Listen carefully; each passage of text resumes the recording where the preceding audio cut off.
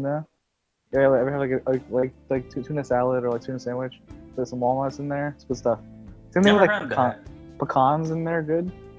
Claude, remember when we went to work out together and then we went to Five Guys and all I had was the free peanuts? Yeah, that was good. So I know that he's poor. Yeah. Oh, I was hella poor at that exact moment. Yeah. I ate those peanuts though, and they were good. Until my tongue was ruined by all the salt. Yeah. Yeah. What's also up like that girl from Hereditary? Ooh. Oh, no. What's also really good is... Wait, did you watch the movie? Yeah, we're gonna talk about that. Are we recording right now? Yes, we're recording. We've been recording for like 6 minutes. Yeah. We were keeping in that dumb stuff. I thought we were restarting. Yeah, no, I think we restarted. I'll just talking about nuts. So about no, I started recording 6 minutes ago. I'm just gonna cut it out. We're not streaming right now, so it's fine. So you're gonna cut out the part where we talked about the racism, and you're gonna leave in the conversation about nuts. Wait, what part about racism? Did we talk Don't about pretend racism? like you didn't say all that shit. Look, man, I'm just telling you. Okay, look. It's fine. Which one are you going for with this? It's look. All I'm saying. Where the joke is going. All I'm saying. 10% of the wealth distribution is going to banks, and a lot of those people that own those banks. How many brackets are around the word bank in this sentence? There's 8 brackets on the left, but there's 9 brackets on the right. That's how you know it's real. Before we go any further, you should probably finish your question, Skylar. We didn't finish anything. Yes, we restarted the podcast. Hey guys, apparently. Oh my god. Hey guys, welcome back to the DADCast. I'm your host James. We have Skylar and Claude here today. Claude, you keep forgetting that I can edit things in post and would just cut that out of the timeline. But the thing is, you said that before, and I listened to the podcast back, and then you just didn't edit it, so it was just all there. Well, that's because sometimes I'm lying, and it's for comedic effect. It's because if you remember all those times when he used to watch the Best Friends Let's Plays, they would say they were gonna cut something and then they wouldn't all the time. There's so many times where they leave in like editor like stuff for Billy and they just don't edit it. It's just left in. Yeah, because Billy's a good boy and he knows when not to make cuts. So Skylar, we have a lot of fan questions today, but Skylar, you have 2 directed towards you. Bullshit. So I can't believe it. Yeah, I know, right? I'm actually shocked by that. So, from Taylor, you talk a lot about anime, but are you interested in any other Japanese media? I'm really excited for the Bungo Stray Dogs stage play. First of all, what is Bungo Stray Dogs? Bungo Stray Dogs, I think it might be a manga, but I know for sure that it had like an anime that was done by Bones. Mm-hmm. I think it had 2 seasons. I think it's getting another one. I don't know. I never actually ended up watching it, but apparently it's pretty cool. Okay. But yeah, anyway, I said I was in this, whatever, as I was saying before the podcast died. Right. That, like for stage plays in particular, I'd be more excited about them if I could like see them in America, and instead of watching like videos of them on the internet and maybe having them subbed. I mean, I've seen like the Your House stage play, the first one. I haven't seen the Boys stage play yet, for the new one. Mm-hmm. And I've seen clips of the Persona 4 Ultimax stage play, the one with Junpei. Are you serious? That's a thing? It's fucking hilarious. It's really funny. And like Junpei sings and it's great. I've seen bits of that one. Like memes. Wait, I thought that was a Persona 3 stage play, not an Ultimax stage play. No, because like it says like Yosuke and like Labrys stuff are in it too. So yeah. Okay. There's an amazing video called "Awesome Junpei Does Awesome Singing." That's a really great video. But aside from like that stuff, I mean, I'm a fan of like Japanese film, like cinema as well. Mm-hmm. Like obviously like Takeshi Miike and Kurosawa, like the obvious guys. There's one other movies that are coming out recently that I'm excited about. Recently a movie hit Cannes. I can't remember the name. I feel bad, but it's about like orphans. That is a Japanese filmmaker, and that was apparently very good. So I wanted to see that. And I like listening to a lot of music as well. So like, you know, I'm upset. I was supposed to go see the Japanese math rock band Tricot a couple of weeks ago because they actually were playing a show at the Ritz. Oh, wow. Down in Ybor. Yeah, I was super surprised, and they take us for super cheap. It was like them and like Chan and Polyphia were there. I've seen Polyphia before; they're pretty good. So I was gonna go see that show, but I couldn't because I had a bunch of schoolwork that was due, and I couldn't spare the time to go. So it's right. They got in the way of your Disney plans. We understand. Yeah. But yeah, so that's basically that. All right. Your second question from Christopher with a K is, what's your guilty pleasure anime?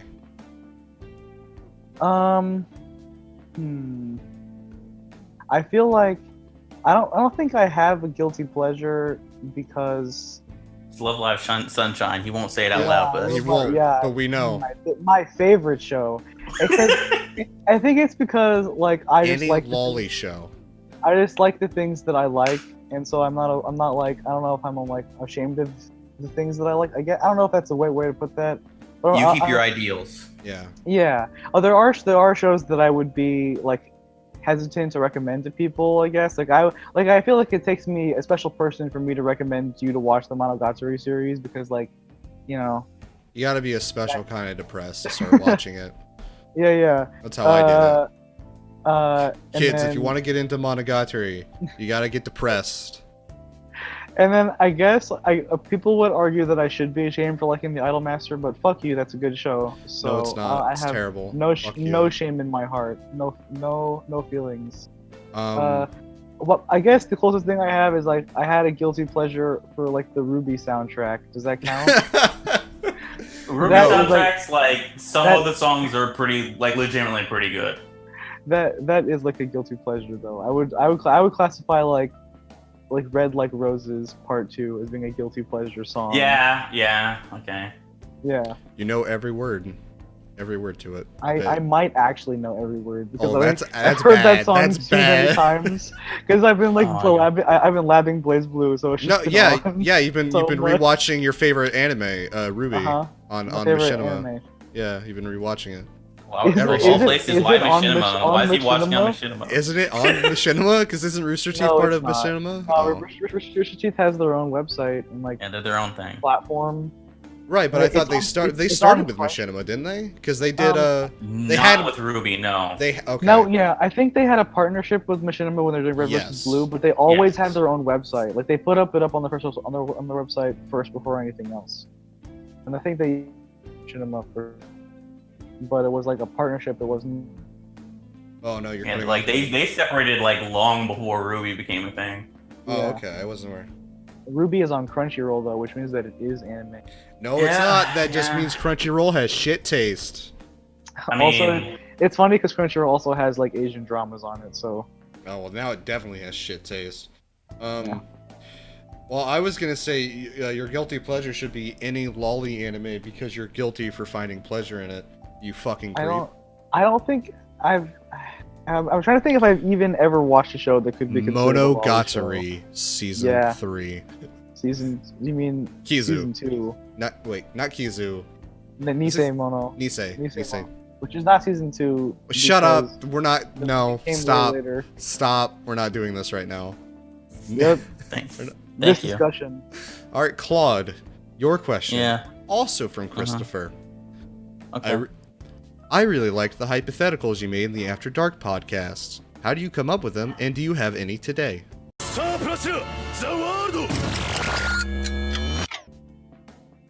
Alright, I started recording again, so let's just keep going as if nothing happened. Fucking... from where? From where, James? Hey guys, welcome back to the DADCast. I'm kidding. Round 3, let's go. Let's do How many times can we lose this audio? Hey, let's talk about some nuts. Let's talk about nuts again. Our favorite nuts. Mine was honey roasted peanuts. Mine was regular salted peanuts. I like cashews, and I like peanuts and walnuts in my tuna salad. Anyway, guys, how was your weeks? Who wants to do Man, the weeks? just burn through the questions real quick. Burn through the 2. Well, I already asked the questions. But yeah, I think they're in still. Mine was. Yours might be in, but mine was cutting out midway through. Okay. Claude, what is... Do it really fast. Oh god. What was even the question? Shit. God damn it. I closed the So to window. anyone at home who I'm gonna pull back the curtain, James's internet's been shitting itself fucking I mean, I don't even, ridiculously. how much of this is even being left in? This can... I don't know, but like I'll do voodoo basically. magic. Oh my gosh. Whatever. Anyway, yeah. So. Hold on. How do you, Christopher asked, how do you come up with your hypotheticals, and do you have any today? I don't have any right now because most of them I like come up with on the spot. Like something will just come to mind. I'll be like, "That's funny. Let me just put you, and you in this," and it'll typically be around James and whoever else is just in chat. So that's most of it. There's no real method to it. It's just I'm sitting down and I'm thinking and it comes to me. I mean, sometimes like for like one or two of the After Dark like podcasts, I had a hypothetical when I was just like at work. Something that came up. I'm like, let me write that down. Let me use that later. But yeah, nothing right now. But that's how I make them up. Thank you for the question. Oh, thanks for. I can't believe we have questions still. Well, thank you, Christopher and Taylor, for asking your Taylor. questions. We also have one last question, which I will answer since it's the only other one we have. I wanted more people to be here for it, but it's fine. Simone asks, "I'm really confused with the podcast sometimes and can't tell who's talking. Who is who? My name is James. I'm the host." Is that your host voice? That's my host voice. Hello.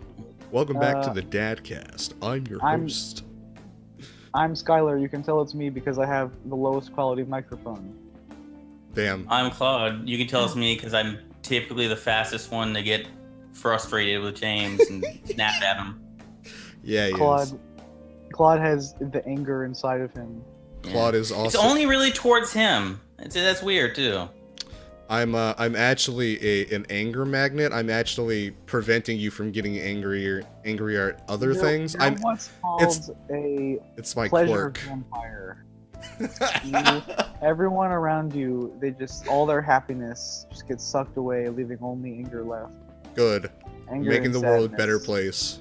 What was that shit from Space Patrol Luluco when it's just like we're just gonna take your happiness? I forget what the people are called. Yeah. Yeah. So, spoiler alert for, whatever. It doesn't fucking matter. Yeah, Space Patrol Luluco. What happens is, oh no, the most precious thing and worthless thing simultaneously is a teenage girl's love, and they just take it.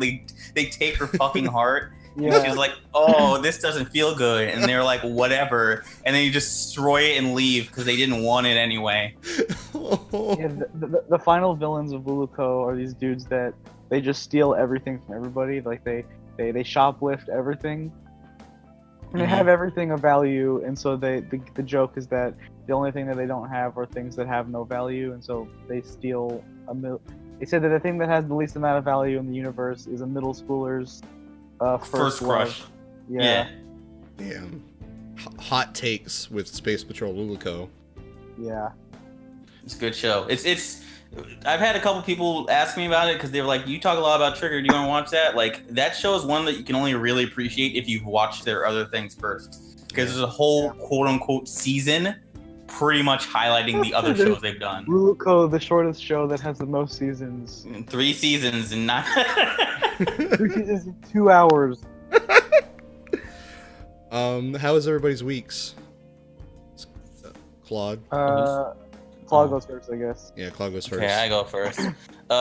My week was pretty okay. I was a huge fan of the Errol Spence Jr. fight from last week. Since I wouldn't imagine anyone outside Skylar to know about these people are. I missed the fight because I was working. Oh man, it was good. All right, so Errol Spence Jr. is the IBF welterweight champ. Yeah. I'm familiar with it. And he fought against the number 3? I think he was the number 3 ranked boxer for the weight class. He was like, all right, it's our title fight, and people were like, man, he's class. I was like, this guy's number 3. Errol Spence is like a monster, but still, it's like this might be a good fight. Fucking false. He destroyed him. He got a KO from just body shots and KO'd him in the first round. Yeah, I heard this. But yeah, it was super good. Outside of that, basically a lot of my week was spending time on the demo for Octopath Traveler. Mm-hmm. If you have a Switch, get the demo for Octopath Traveler. If you have friends with a Switch who like RPGs, tell them to download the demo for Octopath Traveler. The way it works is like, hey, there's 8 separate stories in this. Well, you can play like the first 3 hours of the game for any campaign. So literally what I did is, because I didn't know who I wanted to start with, I played each story up until you're allowed to like leave the village, like to go off on whatever your character's adventure was. And depending on who you're playing, it could be anywhere from like 20 minutes to like an hour. But I finally have everyone's done, so I know who I'm going to start with. But just to give like not really anything away, because some of it's like, oh wow, that caught me off guard. That's how this works. Just like rank them, like personal ranking for like the character's personality, what their character ability is, and like their reason for leaving the village. Like from top to bottom, Dancer was my absolute favorite. That's the one I'm going to be playing. The Thief, I forgot what the name for it was, but it's basically the doctor. Scholar, Merchant, Cleric, Knight, and Hunter. Like that was from top to bottom, like who I think the best are. Like the Thief, to me, the Thief and Dancer are like better than the rest of them, but there's a power gap between the Dancer and the Thief. So yeah, that's just my opinion on that. And then finally, I watched Hereditary like last night. Yeah. I want to have the Hereditary SpoilerCast next week. Y'all can do that. What do you mean, y'all? I told you the other day I'm not going to be on next week. Yeah, but that's dumb. Be on next week. No. What are you even doing? Don't worry about my life, bitch. I'm gonna move on to Skylar's week. I don't want to move on to Skylar's week because Skylar muted himself for some reason.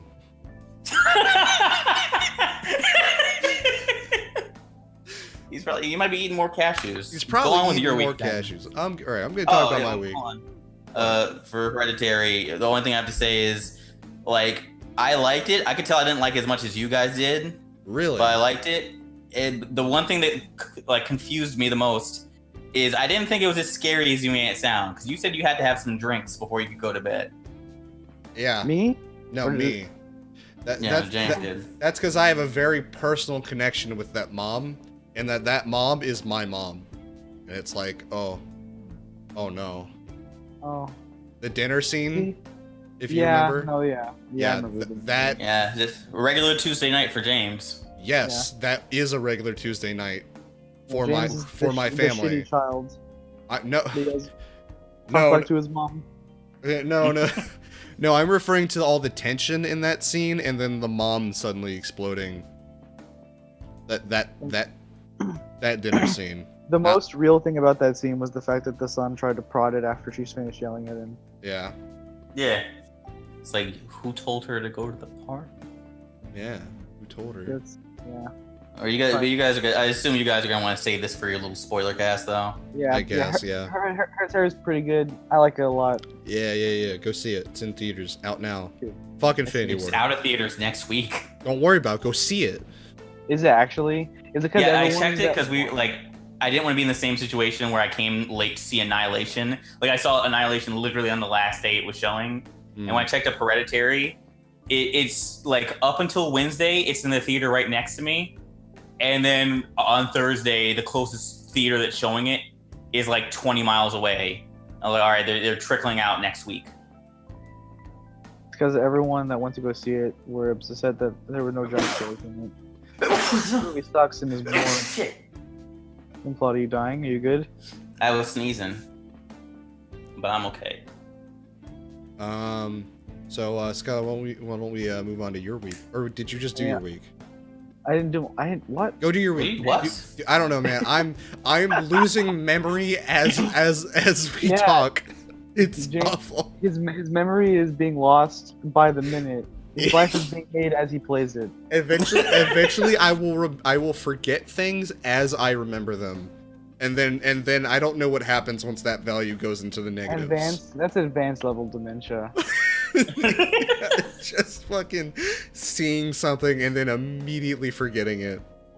Yeah.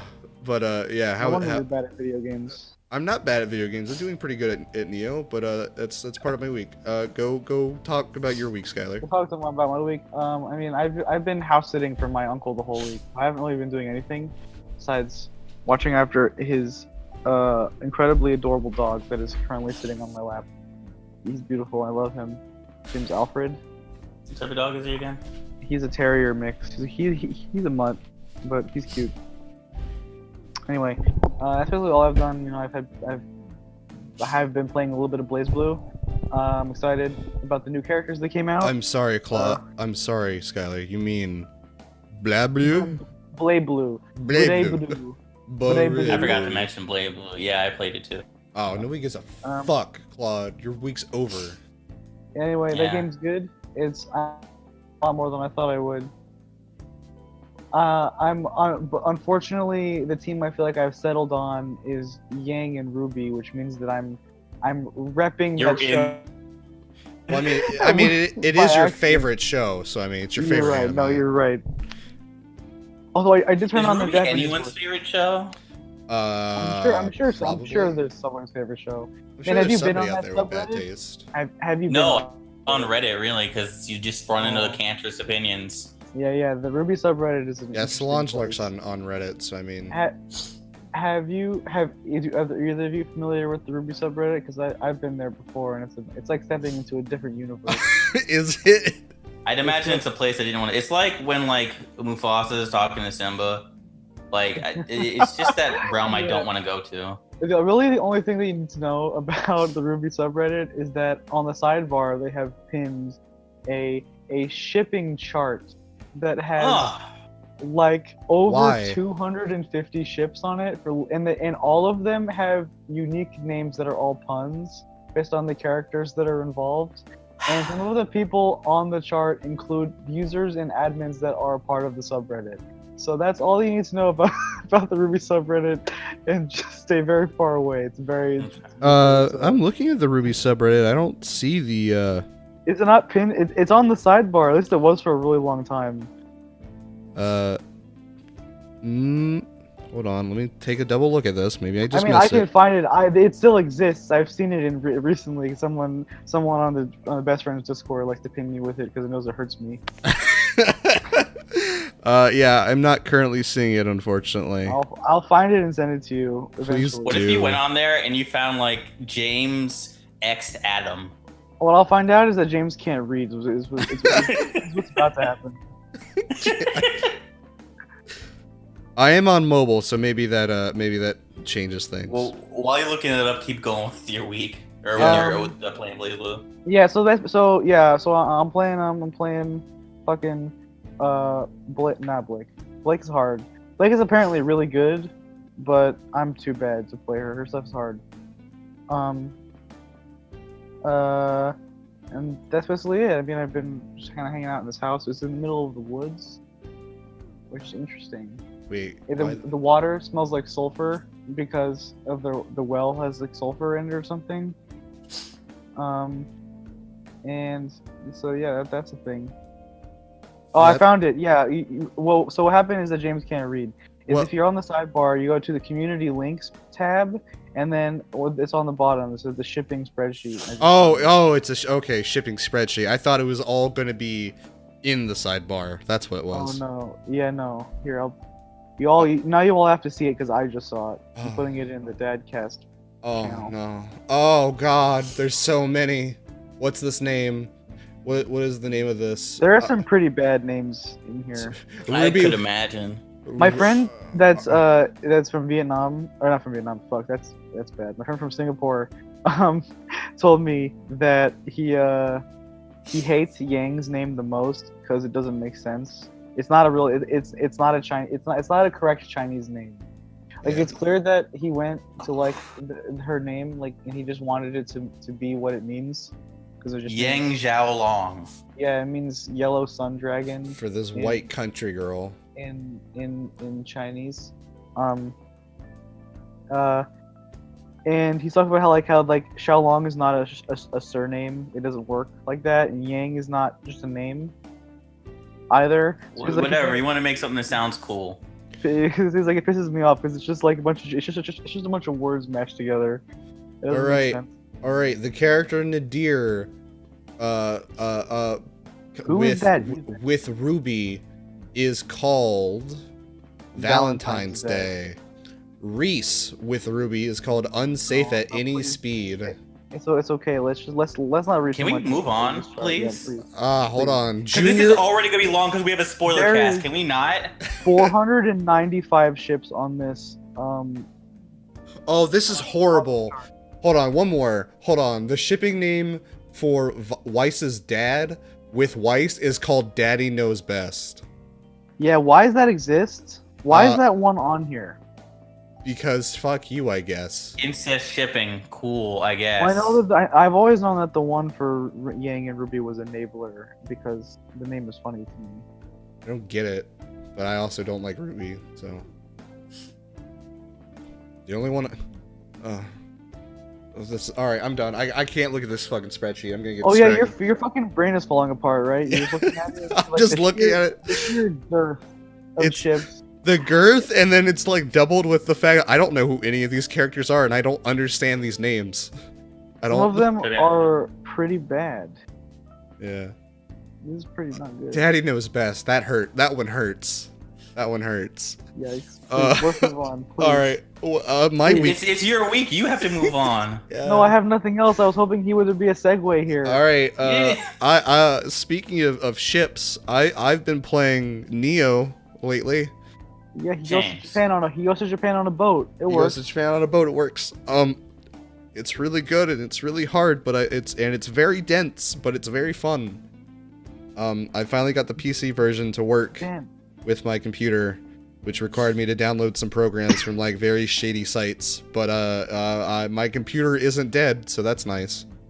Are we sure it's not dead? Because you were cutting out earlier. I mean, yeah. Maybe, but it seems the high performance. It seems that putting my computer into releasing its limiters into Devil Trigger mode. Into Devil Trigger mode seems to fix the issue more or less. I want some type of like anything that has like a Devil Trigger mode where it's just like, yeah, no, just maximum performance. Yeah, like in the operating system, it's marked. Wow, what was that, Skylar? That's my phone. Sorry. Wow. And then it like plays Devils Never Cry. Yeah, exactly. Pull my Devil Trigger. I've been playing Neo. I've been watching Konosuba. I finished Kill la Kill. How'd you like Kill la Kill, by the way? It was alright. I wouldn't rewatch it, but it's alright. That's honestly how I feel about Kill la Kill as well. I liked it when I was watching it. It's kind of it's pretty fun, but I wouldn't say it's like, you know. It's very predictable. I wouldn't say it's like that predictable. I feel like there were parts of it that were I don't know, man. There was like not being a bad guy was predictable. The first like several episodes, I was able to just go, okay, this is the episode where we're gonna do this. No, but Satsuki's face turn. Satsuki's face turn was cool. That was Satsuki's cool. face turn was cool, but I also knew it was gonna happen. The arc wherein they had to fight against the zombie clothes that were descending from the sky. Yeah. Okay, so like the stuff that is like inherently Trigger isn't predictable because it's Trigger. But what I mean more so is that like story elements were highly predictable. Yeah, I guess. No one watches Kill la Kill for the story. But I sure, did. Yeah. I did. Ooh. Sorry, I'm sorry that happened to you. Yeah, that was a foolish decision. Well, I'm sorry I expected too much. Anyway. Kill la Kill. How many Trigger shows have you seen? Wait, have you seen any Trigger shows before that? He had. Oh. So we should have had like no expectations at all. Oh my god, James. Which shows are Trigger shows? I have to remember. Okay. Hold on. No, Okay. no, hold on. No, I genuinely don't remember what shows Trigger's done. Luluco They is. do not have that many. Little Witch Academia is Trigger. Mm-hmm. Kill la Kill, Little Witch Academia, Luluco, Inferno Cop. Gurren Inferno Lagann. No, That is Gurren not- Lagann that's- is not. It's Gainax. That's Oh, Gainax. right. But that was made by people in Trigger, right? Well, People yeah. from Trigger left People Gainax from- yeah. and made Trigger. Right. The Okay. director of Gurren Lagann, Hiroyuki Imaishi, is like one of the founding members of Trigger, and Okay. and a lot of the animators that worked on Gurren Lagann work at Trigger now. But Right. also a bunch of those people also left and work at they don't work at A1, or they might now. It's confusing. With how I'm confused about what Cloverworks is. Yeah, but A lot of them, like the character designer, storyboarders, and stuff like Atsushi Nishigori, he's works with A1 a lot now. Okay. He's working on Frank's right now. I thought they only worked on the first half of the show. Wait, no, you What? said A1, not Trigger. Never mind.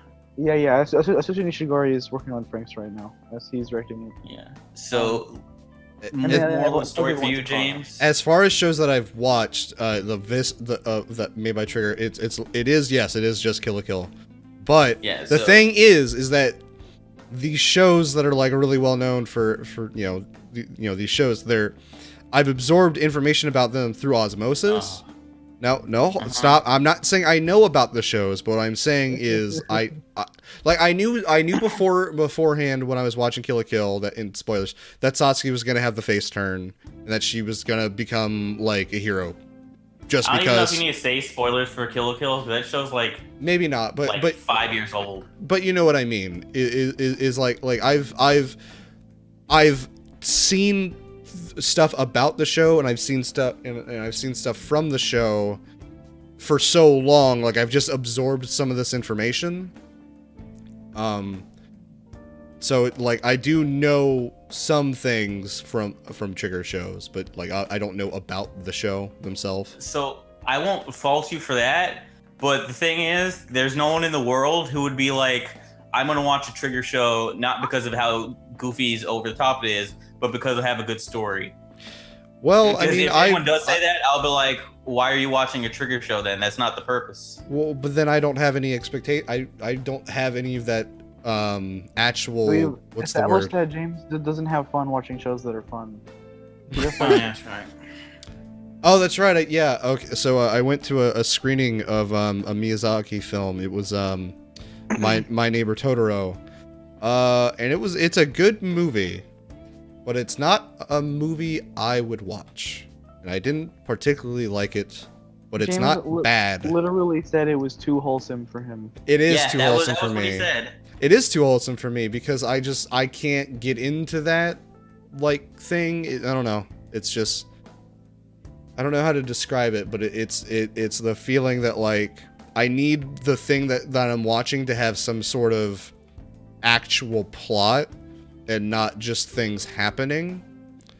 I mean, there's a plot in that movie, but it's Not just- really. Things just kind of happen. But okay. It Girl depends- learning about the countryside, pretty much in there. And She Yeah, doesn't even but learn it's- about the it's more countryside. about, She like- learns about like a spirit that exists, and whatever. But it's like a character thing. She has an arc. That happens. Does she? What's the Yeah. arc? It's Tell me like- what the arc is. I didn't see it. You didn't see it. It's just No. like the thing with helping deal with her sister, kind of. That's not what? No. Whatever. What? No, because that happens like 2/3 into the movie, and then no, she doesn't go through a character arc. No, she doesn't. Okay. I don't She really- doesn't. I don't really- That I shit don't doesn't really- happen until like 2/3 through the movie, and then it just kind of happens. Shit in I don't that really- shit in Totoro just kind of happens, and I didn't particularly like it. The animation was good, though, as most Ghibli films are, and it's a good kids movie. It is, yeah. Totoro is Yeah. like the It's most a family movie. But I don't like watching kids Really films. So that's where the issue lies. I don't like watching kids films, so it just doesn't appeal to me. But it was nice to at least say I could. It's like nice to say I've seen it at least. So yeah, what else? What else have I done? Oh, I finished my finals for Summer A. So my next course starts next week on Monday. I only have two times I have to go to the class. Like it's at like 5:30 in the afternoon till like 8 p.m. So I've got like all day for the whole That's week. good. Yeah, it's Yeah. actually it's a pretty tight schedule. I finished my summer classes this week as well. Right, and then you're gonna start your I'm Disney done. classes, right? Yeah, I'm gonna go. I'm gonna be an Imagineer. You guys are never gonna see me ever again. Because you'll die. You'll fucking die, dude. I'm gonna hang out in the tunnels that are underneath Disney and the elaborate complex that sprawls the campus of Disney. Of course, I think one because of my favorite things children about the can't Disney see tunnels- bodies. Yeah, let's say that's one of my favorite things to hear about. Like just old stories about like if anyone dies at Disney, they'll keep it real hush hush and take them through the tunnels and just throw them out somewhere outside of the park. It sounds like highly unethical and potentially illegal. To move the That's why body. it's funny. Jesus Christ. Can't be the happiest place on earth when you see a motherfucker die next to you.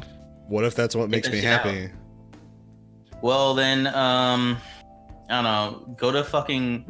Oh. Where was that? Where's Storm. Captain Phillips supposed to be like filmed at? Or supposed to be like taking place at? The fuck is Kevin Phillips? The ocean. Captain. Oh, Captain No, Phillips. like right. like was it Somali Pirates? It was Somalia. Yeah. Yeah. Oh, yeah. Yeah, just go there, James. Or Somalia? Why would I do Yeah. that? There's not One white. death. There's no white people there though. No, there'll be one. Yeah, he doesn't for a want time. to. He wants to die, but not by black people. Exactly. I want to die by cop. There's a difference. I forgot he said that. I forgot that was a thing he said on record. Yeah. Remember when I said that? Remember when I said that? I remember. Yeah, me too. I remember when I said that. Remember all 7 times you said it. All 7 times, straight to your face, in person, with a recording device. Yeah. You. And as James said, you hear that, George? Yeah. Yeah, you hear that? Other than that, no, that was pretty much my week. So with that out of the way, I guess we'll just move on straight to the waifu cast. I was actually waiting to see if you'd forget again. It's on the docket. I wrote it. It's never stopped you before. Stop you. Yeah. Yeah, come on to your weekly waifu cast where we grab a waifu from any show, right now My Hero Academia, and rank their viability. And this week, we're going to be talking about Mina Ashido. James, who is that? Damn. Oh Holy shit! You literally just read an arc in which she's from. Earjack. Earjack. No. What? Wait, who is it? Her name. Oh, James. What is her name again? Tell me. What did he just say? I said Earjack. Oh, it's Mina Pinky. It's Pinky. Hey James. You know it was. You know. I don't actually name- think anybody refers to her as Mina throughout that chapter. Throughout the chapters I read. But James. Said her Uh-huh. full name, Mina Ashido. What the fuck does Ashido mean? What is that? I don't know. Why do you think I would know that? Because it doesn't mean anything. It's Japanese, Gibberish? phonetics for acid. She spits I don't- acid. That's her power. Okay, that's a little vague. It's not like I would know that off very, the hand. It's very easy. You literally just read a whole arc with her. No, I didn't. Yeah, What arc did I? What arc? What? she did the breakdancing. Yeah, Bro, that's all I The entire saw. thing setup was by her. The entire setup of all of that was by her. Yeah, but you it- read that all within an hour. Yeah, but that It was came like off an more hour like ago. that came more off like it was supposed to be for earphone was jack. it was more Jiro than it was Mina, but Mina was like She prominent. did all the music stuff. Yeah, she was prominent, but I don't think they ever actually referred her by name by Ashido. I don't know, man. I But don't know also, about that. like, no, yeah, like I never picked up on the acid thing ever. I never picked up on that.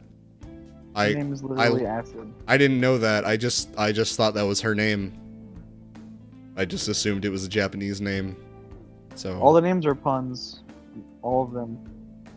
For most shows, they do that. I didn't. Yeah, well, because if for shonen, it's a thing. I think ever since like Dragon Ball, people have decided. Yeah, that's my favorite all one. the- We're all just fucking vegetables.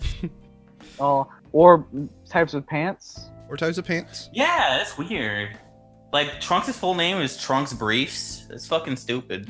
Yeah, it's pretty. Bad. But yeah, okay. Mina Ashido.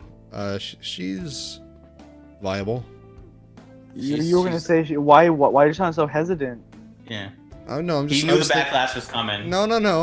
I was just thinking about it, and, like, I don't like her per se, but she's viable. She's not a bad James character. already on record says that she's a shit character. I don't like said her that, like, as a character, 2 but weeks she's ago. not bad. Well, okay, I don't like her character, but that doesn't mean just not every girl is going to be right for me. Not every girl is going to be right for me.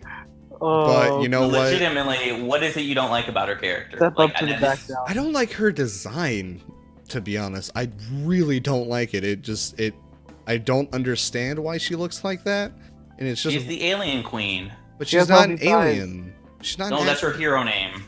Okay, but like I don't know. It's weird to me, and I don't really like it. It kind of just puts me off. But her thighs are so healthy. I don't care about her thighs. I don't care about her thighs. I care about Suyu's ass. James. What? Oh! It's bad if I talk about Suyu's ass, but not if we talk about Mina's fucking thighs. You fucking hypocrite. Well, the problem is that that's a fucking joke that's in the thing. In the volume text, whatever we talked about. Is it? That you read? Yes. I don't read the volume text. What do you mean? Oh yeah, it was like in like the inline text where Horikoshi was like he has like the. Oh yeah, no, I didn't. Or whatever, I didn't read those. Claude, you told me to speed read, and now you're telling me, well, why didn't you? I told you speed read because you didn't read when I first told you this is a thing that's on the podcast. But if you tell me to speed read, don't expect me to read inline text. There was whole parts. James. That was an older one though. Well, so even worse. Then I definitely. Even worse. I definitely wouldn't have remembered. Even worse, I wouldn't have remembered. I'm saying she's viable. Okay. She's cool, happy girl. I also say loves doing shit. I also say she's viable. I just don't like her. That's fine. Mina is my second favorite, so she's viable. Suyu is my favorite, and she is also viable. But also, who's your second favorite though? That's not what I said. My second favorite. Who's your second favorite? Yeah. Probably Momo. Momo's my favorite. Wait, no, my new second favorite has to be the what's that fucking girl's name? Meme girl. The meme girl, yeah. Fucking Preesh. Cammy? Yeah, Preesh. Salty AF. Yeah, she'll be coming up on one of these waifu casts. Yeah, she better. I like that. I like how she got the fat hella bottom lip. Hella lit, fam. Fuck. Oh, it's so good. I might get cut off at some point because there's a storm brewing outside. So pardon any of the listeners who might hear some thunder. Cut off again. Again, pardon for listeners. James might finally die today. Yeah. Live on this recording.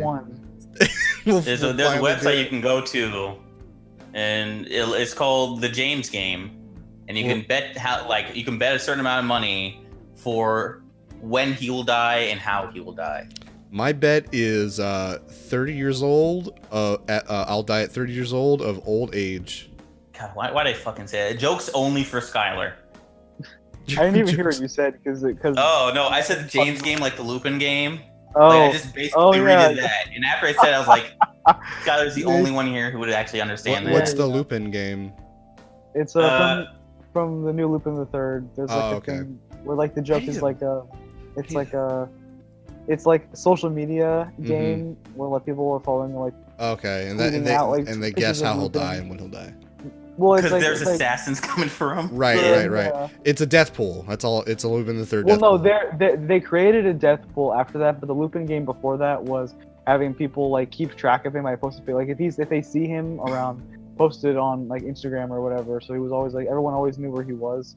People were just tracking him for them, but then there's the whole plot line where he was like people want not to want to do it himself he went to like a neutral. An island the police couldn't arrest him on. Yeah, because it was politically neutral and Interpol had no jurisdiction there. So he just started tweeting out like himself constantly, and everyone was like, "Oh, it's not fun to do it if he just does it himself." So they stopped. So yeah, but then people were like, "Fuck this," and they started sending assassins, and it became a death game. It's like, yeah, no. If you can find out, if you bet on who kills him or like when he dies or something like that, then you can win big. This also comes after Lupin steals a bunch of bitcoins. Yeah. What? Like actual bitcoins? Yes. Yeah, he steals cryptocurrency. How do you? Because he hacks into the server. How does Lupin know how to hack things? Because it's not him. Yeah, he hired a hacker. He didn't hire her. He freed her from a bad life. Yeah. Okay. Cursed existence. I gotta rewatch the Lupin the Third like stuff. No, that's from the newest part. No, I know, like, but I have to part rewatch. five. I should rewatch Lupin the Third stuff because I haven't actually looked at it in a mean, long ass time. You don't really have to rewatch any of it. You can literally start anywhere. Yeah, they're all Yeah, standalone, really yeah, well. I know, but I'm saying I just want to rewatch them. Okay. Damn. You should watch Lupin Part 4. It's good. No. It has Rebecca in it. Rebecca. You know what doesn't have Rebecca in it? This is about to be a very bad segue, but go for it. Yeah, Always, yeah. segues are the worst. Yeah, I know, you love it. Trump suggests making a space force. Wow. Wait, James, are you saying that there can't be any Rebeccas in the Space Force? You're saying that it's a boys-only crew? Is that what you're saying? I would imagine they would military? probably make it a boys-only crew, like they make submarines a boys-only crew. Because, like, being in space for long periods of time... There are female astronauts. What the fuck are you talking about? Yeah. Look, man. Look. Yes, there are female astronauts, but NASA isn't owned by the U.S. military. Ovaries will explode in space. Fact said by James. NASA is a government subsidized. What are you talking about? But it's not owned by the It's not run by the military. Look, I don't know. It's not Department of Defense, is what you want to say. Yes. Okay, there you go. I imagine what will probably happen is they might use the same logic that they do with submarines, where you're in space for long periods of time, and you can't have men and women. Yeah, but that was like the fucking 1940s. Yes, but that rule is still a thing, and they. I feel like if people would be upset because they would just say like, what about all those women that are in the fucking International Space Station that have been there for several years at a time? Don't worry about it. It's fine. And the thing about space is, like, you can't really keep people out there for too long because muscle deterioration happens stupid quickly. So I don't really know what the Space Force is supposed to... What would you guys say? This is mostly towards Skylar because I know you'd mark out the most. But if, like, Trump went on TV for a press conference and he is like... he's talking to the American people, he's like, our scientists have found something brand new, very big discovery. They have found something brand new to help us dominate space. Our scientists have called this thing Gundanium alloy, and we will use it. We will use it to ensure American dominance in space. Like, how much would you mark out by that? Trump's promised to make anime real, and he's well on his way. At that point, I'd probably kill myself because I don't want to live in a world where Australia's just gonna get fucking nuked by an asteroid. Yeah. But people, it was not an asteroid. It drops. They drop a No, I colony know. on it. Yeah, I know. Asteroid-style colony. The colony drops are really rough because people undersell it. They say, "Oh no, Australia and Canada both got destroyed." Yep. But you look at the colony drops are really bad because the debris from it like goes everywhere.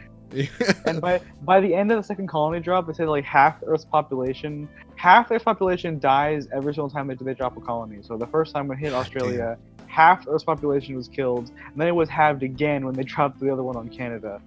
Can't wait for the third impact. Be great. Oh man, was that what? But is that what Ava was referencing? Maybe? No. No. Okay. Maybe no. This was no. Don't worry about it.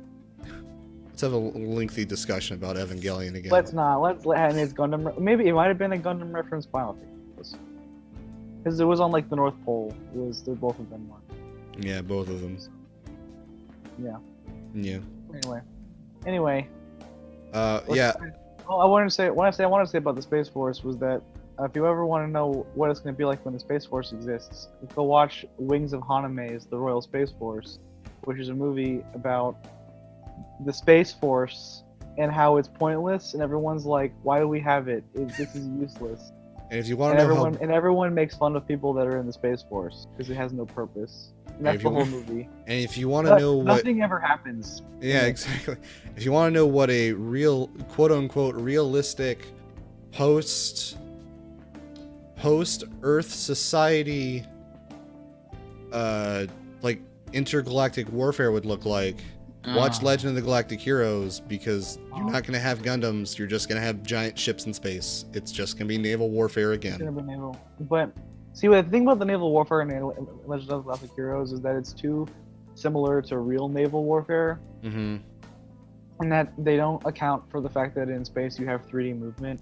So everyone's I always think they on, like, do. the same Actually, plane. they do. You actually have a lot of 3D movement seen in. Well, in there's 3D Legends. movement, but it's still like it's like submarines. Like in a real space combat, you'd have dudes like being pointing upwards while everyone else is fighting the other way. Like you'd have like weird movement like that. Oh, I see what you're saying. Like yeah, like because they're always on like the same plane where they're facing. They're all facing like in the same direction, like not the same direction. But you know what I mean? Where they're all flat on the same plane. But in space, you could be at an angle, pointing up, or like straight vertical, or whatever, because it's space. You can do whatever. Yeah, but like from what I've seen, like it seems like the most efficient way would just have a but like assemble a wall of your fleet out of your fleet, and just make it an impenetrable wall of laser. Yeah, and fire. Because that's kind of what they do a lot in that show. And that is exactly what they do in that show. Yeah. A lot, yeah. And then you have a lot of times where like the people are like, you know, they'll come up with certain tactics to kind of like divert that. Like I think what Reinhardt's big thing was like he did like the circling stuff. Yeah, he liked it. He would try to circle around people.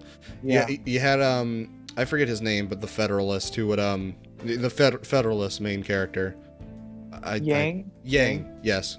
Yeah. Yang is the best character in that show. Dude, he super is. I fucking love it. So he doesn't get fucking enough appreciation. Yang is the best. Everybody go watch Legend of the Galactic Heroes. It's good. It's also old. I still have to finish it, but I've seen enough of it. What episode are you on? Like, are you still in the... What are you doing with it right now? I'm on episode 30. The last one that I saw, but I kind of forget what was happening. I'd have to rewatch.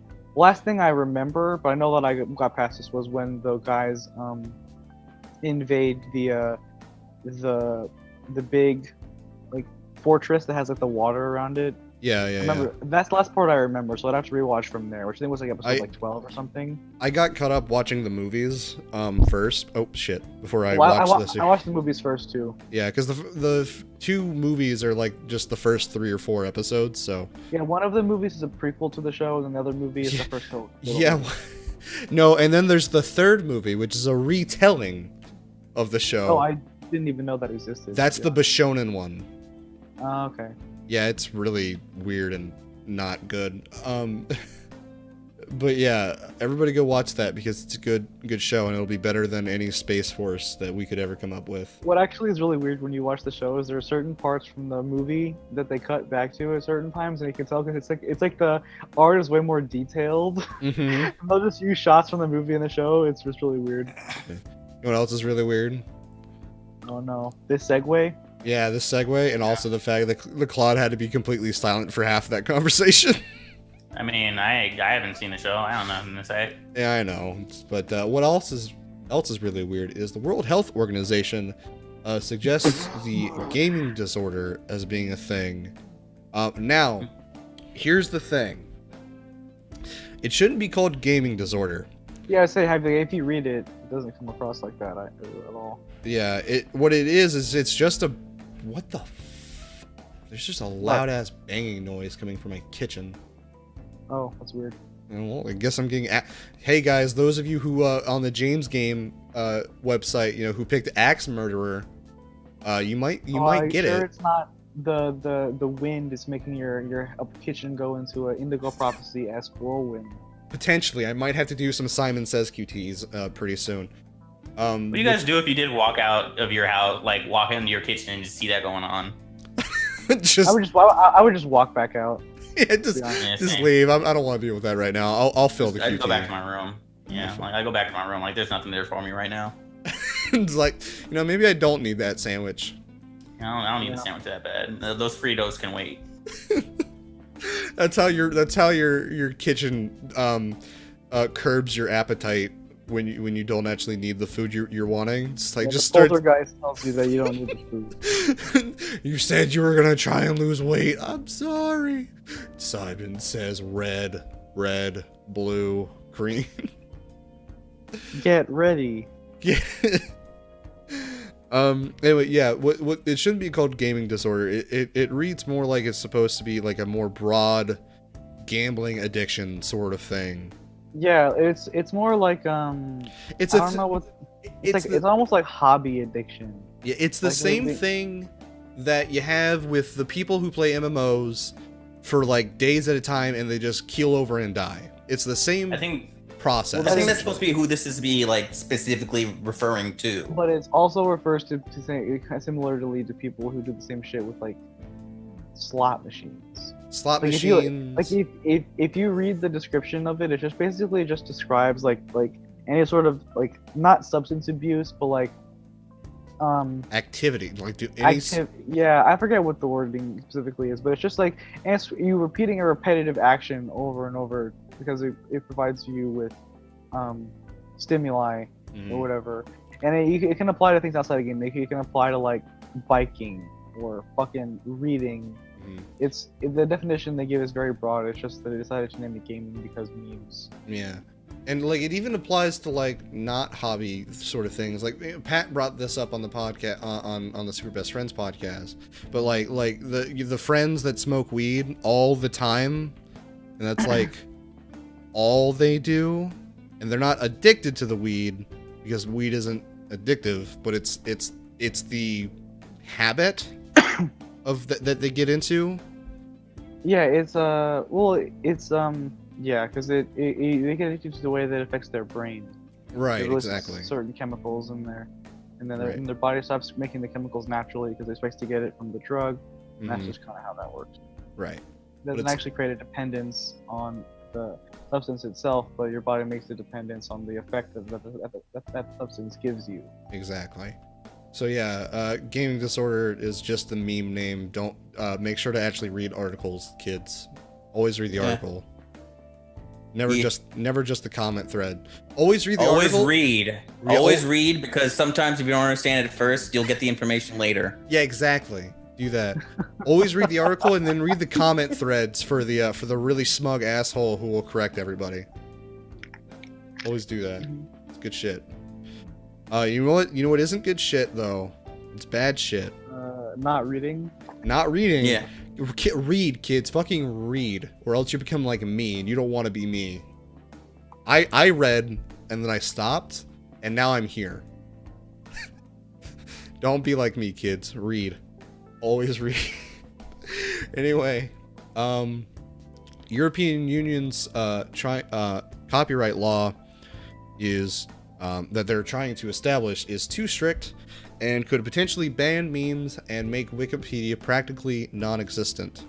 And what this means In the is, EU, right? in the EU, yes, and that's because not Wikipedia would just cease to exist, but because what they want to do is extend copyright law to even like non-profit and like informational resources like Wikipedia. So you would have to pay, like, for every copyrighted resource you refer to or you use, you would have to pay a fee of some kind to continue to host that material. Considering that Wikipedia has to beg us every year to fucking keep their company up, you can probably imagine that wouldn't be very good for them. Yeah. And because of the nature of how memes work, that also would tend to fall under copyrighted material and therefore would make certain memes illegal, such as any like meme using content from an anime or like musical memes Or like a stock photo. or a stock photo. Fucking rip to Herald, base boosted, and AMVs will all be gone. And basically, yeah, this is AMVs need to go though. no, they Get don't. them out of here. You still have Too many bad ones. There's too many bad ones to sift The through bad before you ones get is to what the- makes No, but AMVs worth it. See, but I'm willing to let people be bad if I can still have my quality AMVs made by those crazy people who work magic with Premiere. and Exactly. After Effects. Exactly. Yeah, and what's funny is that like in this copyright law that they're trying to push, they even tried to make like an exception for Wikipedia, but they only made it worse. And it's bad. So yeah, it's not good. Talk to your local police officer. I don't know. Talk to your local European. Talk to your local police officer. Yeah. Talk to your local European Union person, and not congressmen, but your representatives, your parliament people. All 12 of our listeners from the UK. All 12. All 12 of you. But yeah, go. But they're not even part of the EU anymore. So fuck it. Yeah, fuck it. They're not part of the EU anymore. It doesn't matter. Well, I mean, I think they still are technically. They're trying to Brexit still. They're still trying to get that Brexit to find that answer. But I mean, yeah, even if you're not from the EU, you can still find plenty of websites to call and try and talk some sense into these politicians and try to not get beans manned. Memes banned. Oh. Words are hard. Words are super hard, dude. You don't understand. It's the podcast curse, dude. I swear. James, I don't understand. I know better. I didn't go to school. Oh wait. What was that? What was that, Claude? Don't even worry about it. No. Oh, now I have to listen for it back in post. Shit. Yeah. Future me. Make sure to bass boost whatever Claude said. Nah. Make it quieter. Nah, make it louder. Make it louder, but then do a low pass filter over it so it sounds weird, and then noise echoey and weird. Yeah, and then reverb it. It'll be great. Yeah. Now it sounds like a Tame Impala song. Yeah. You know what else sounds weird? What? Pretty derby. No, I'm skipping the thing you had. Oh. Pretty derby producers want you to not lewd horse girls. No. Yeah, we got one more thing. Their brands. No, stop. Hold up. We got one more thing. I'm skipping that. Fuck you. Fuck you. We're not skipping it. Fuck you for not having a good segue. So Fuck I did you. Equality has been achieved. The Barbershop Harmony Society will finally allow women to join. We can finally have all. Is that what that is? Yep. After 80 years. All it says on here is 80 years equality is achieved. Yep. You're a fuck. After 80 years, I saw this when I looked up recent news, and I saw this on NPR, and I was like, "This is Why stupid." Why are you fishing for more stuff? We had shit. Because this I is thought. Dumb. Yeah, I know. Derby producers want you to not lewd horse girls. Talk to me about that, Skylar. No. I will mute you both until I have this goddamn thought. This is super nothing. What the fuck do you have to say about this? Because it's funny, bitch. I think it's hilarious that there's it's not more hilarious than people from an actual company saying, "Don't lewd horse girls." James, go away. No, it's my own show. Finally, we can have official four women barbershop quartets. Official. Finally, equality has been achieved. BuzzFeed no longer exists because equality has been achieved. Vice just got cucked out of existence. Fucking blasted the fuck out. Finally. But anyway, I just thought the idea that NPR felt the need to report this was hilarious, and I wanted to share it. Anyway, yes, now on to anime news. Yeah. Pretty Derby producers tell fans not to lewd the horse girls because they're fucking real horses. Please stop. Fuck up my goddamn segue. Fuck you. Your segue was a double segue. It doesn't damaging the brand. Damaging the brand. It's pretty great. It's pretty amazing. I like that the people are upset that people are looting Special Week because she just died. Oh my god. That's terrible. Does that mean we're gonna see Garou of her turning into glue? I hope so. Oh god. James. Come on, it's funny. Yeah. Don't you want that Special Week glue? I really no. The move of the real horse. I don't know any of their names. I just know the show exists. Yes, the Special Week is the main girl. Elmer's glue. Now with Special Week. There's only and then there's like Golden Saucer or some shit. Who's like the one that everyone makes memes of because she's really weird. Golden something, I forget her name. Gold Experience. The Gold Experience Requiem. Hey, JoJo's Bizarre Adventure Vento Oreo that's not time for the segue yet. What, yeah, it is my show. I want to talk about the one horse that's in it that I forgot the name. Her name's like Urarara or something like that. What? Ravity. The gimmick with that horse in real life is that the horse has never won a race ever in its entire career, and people noticed that, and so they started. It kind of became a household name horse. Everyone's just like, yeah, it tries so hard. I gotta fight for the horse. And It's the horse in the show that has like the weird flower eyes and the pink hair. It's that one. I forget its name though. Oh no. Anyway, that's just why I wanted to point that out because I thought that was funny. Anyway, yeah, we can talk about Gold Experience. Yeah, we finally got Saucer. key art. Hooray! Gold Experience Saucer. We did it. Yeah. JoJo's Bizarre Adventure Part 5 Vento Oreo or Golden Experience. Finally announced. It's coming this year in what, October? Yeah. Yeah, October. Awesome. We got key art. We know who the directors are. It's cool. Can't wait to see the official. I really want that Tumblr fucking post about the Captain Tsubasa thing being real. I actually didn't see that. I don't know what you're talking about. Yeah, remember, there's a scene in the manga in which they're like watching television and Captain Tsubasa is on the television, and the post is saying is just saying, "Oh, they're waiting to make part 5 so they can use real footage from their own Captain Tsubasa." Yeah, show. exactly. And I think that would be great. That would be fucking hilarious. That'd be pretty good. That would be pretty funny. I really yeah. hope we get that. I do as well. I mean, yeah, I'm excited for part 5. I feel like there's a lot of things in part 5 that can only be improved by animation. Yeah. Since some of Like those King fights Crimson. so some of those fights get really confusing. They The stands are super really do. weird. And they're like, and it's like you're getting a lot of information on the screen. And Yeah. the stand designs become, like, I'd say significantly more detailed at this point. Stands never got more complicated than they were in part 5. It was like he dialed it back in part 6 because he was like, man, this is too much. Yeah, it's like, Now we're one step closer to our part 7 anime. finally. In 20 years. Can't Dude, wait. Part 7 is gonna be ridiculous. I don't understand how they're gonna animate that. What do you mean? Dude, horse run cycles are like. Oh, hard right, to animate. horses. I forgot. They're gonna use 3D horses. Oh, I just came at the thought of fucking returning to full CG, but it's the good David Productions CG, No, so they it can do was the horses Kamikaze good. Dojo.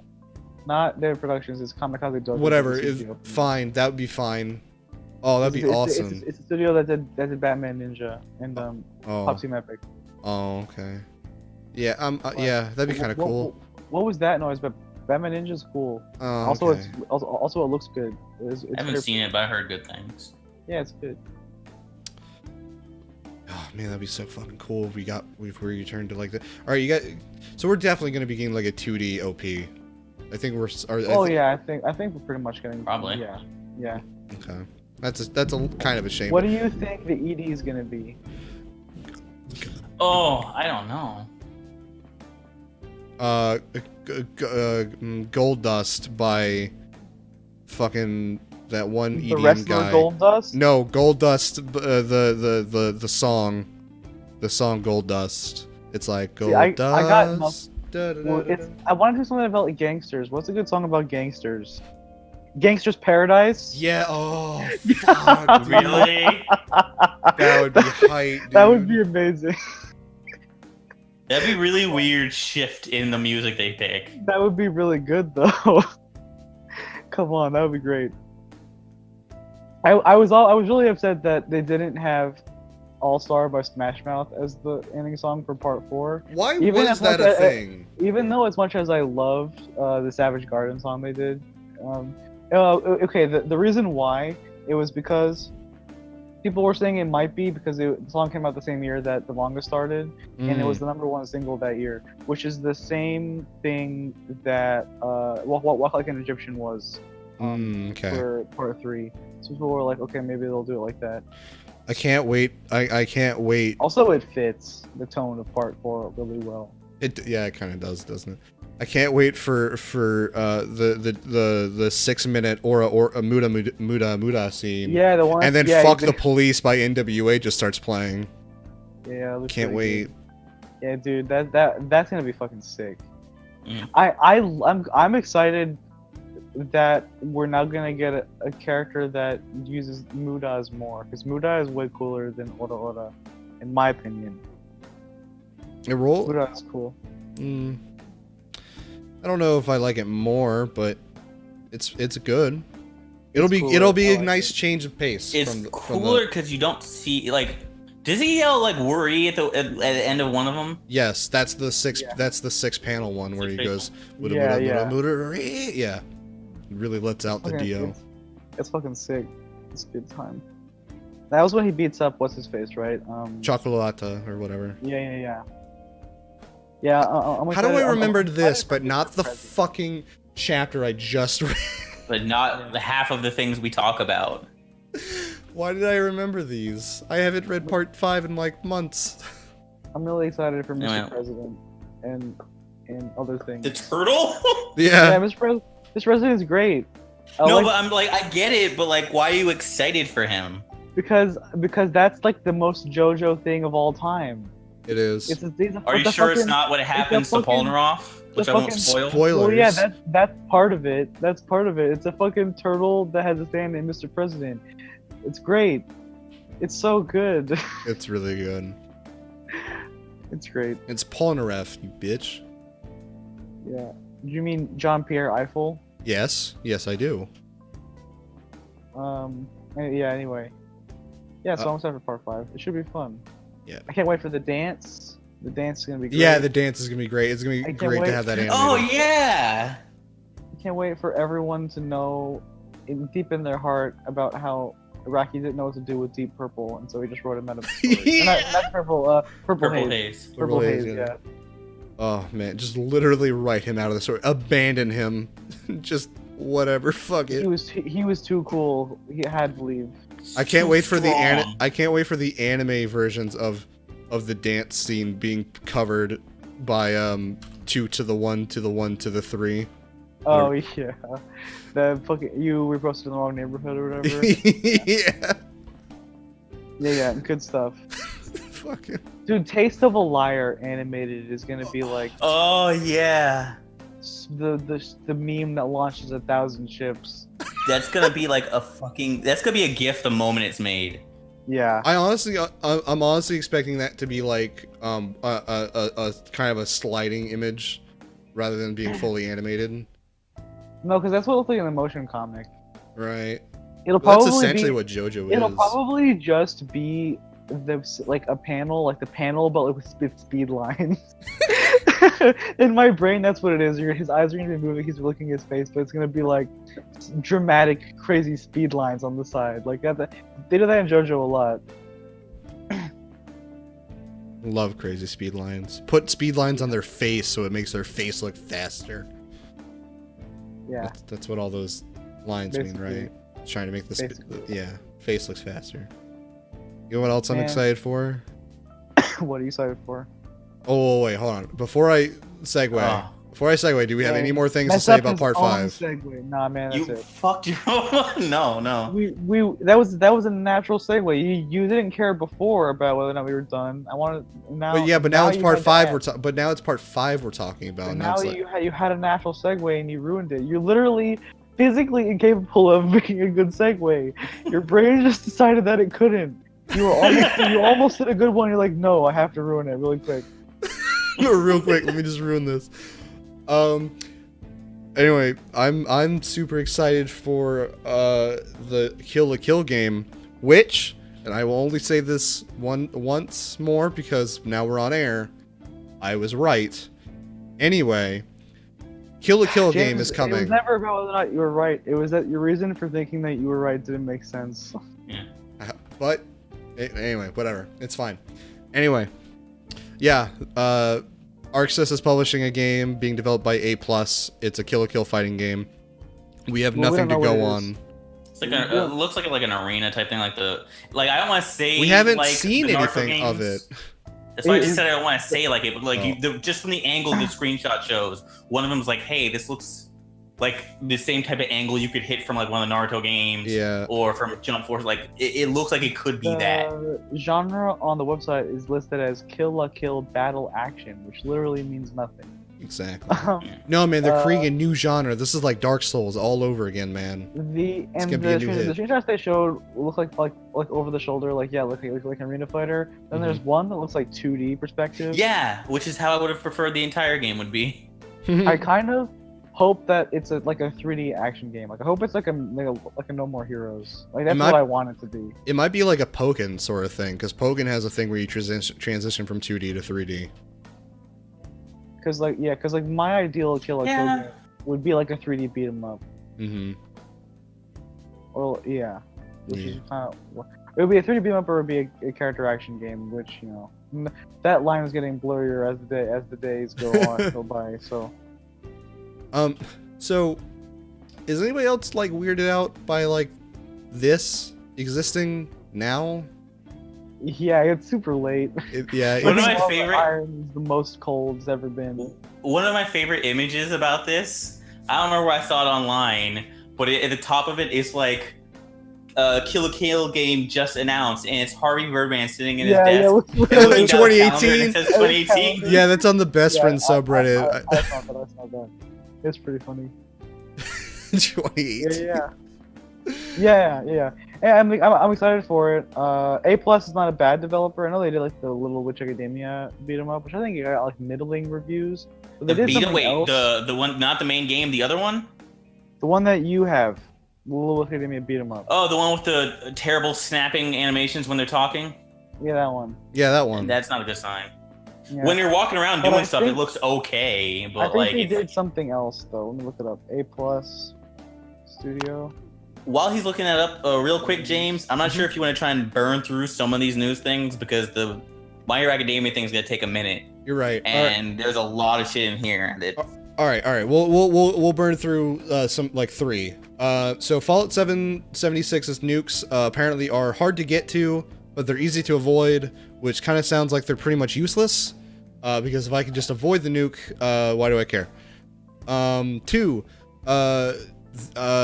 Neo Geo is coming out with a mini console. It's a Neo Geo Mini. It has 2 versions. The Japanese version has more fighting games. The international version has more action games.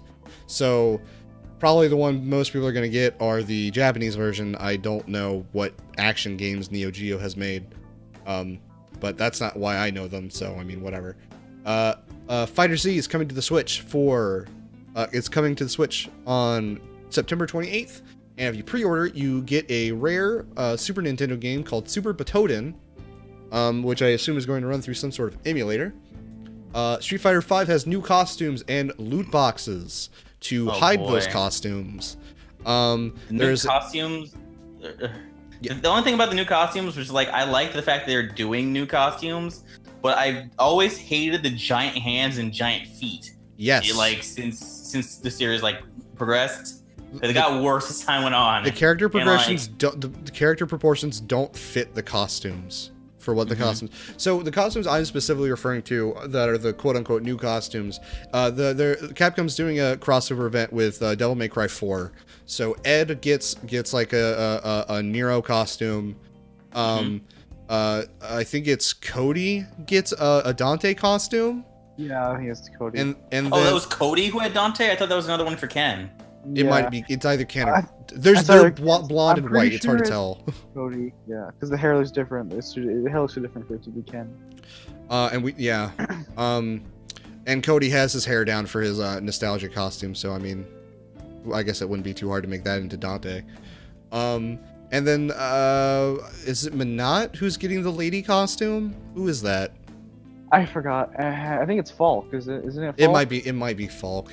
It would make sense that they're 3 It's Laura who's getting it's Laura who's getting the Trish thing. Oh, Laura. Okay, it's Trish, not Lady. Okay, yeah. So Laura's getting. Is there not? I thought there was a lady one. I thought I saw that. There's 3. No, there's only 3. The one that's in there is it's Laura. I guess I see that just because of like how her pose is, but it's Gloria from DMC4. But Gloria was just Trish in disguise.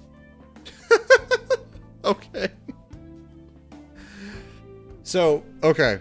Now, they also have made slight changes to survival mode to make it not bullshit, in that you are now able to save your progress and leave survival mode, and you are also able to pay fight money in order to continue in case you die.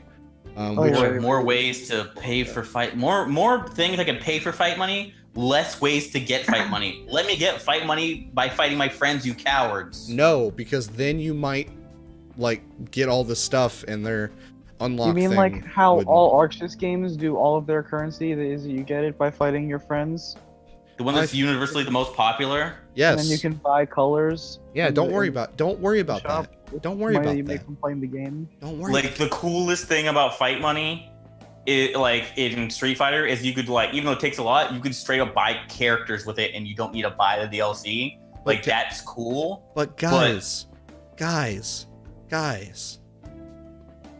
it's okay because you can save your progress in survival mode now, and you can buy items. It's okay.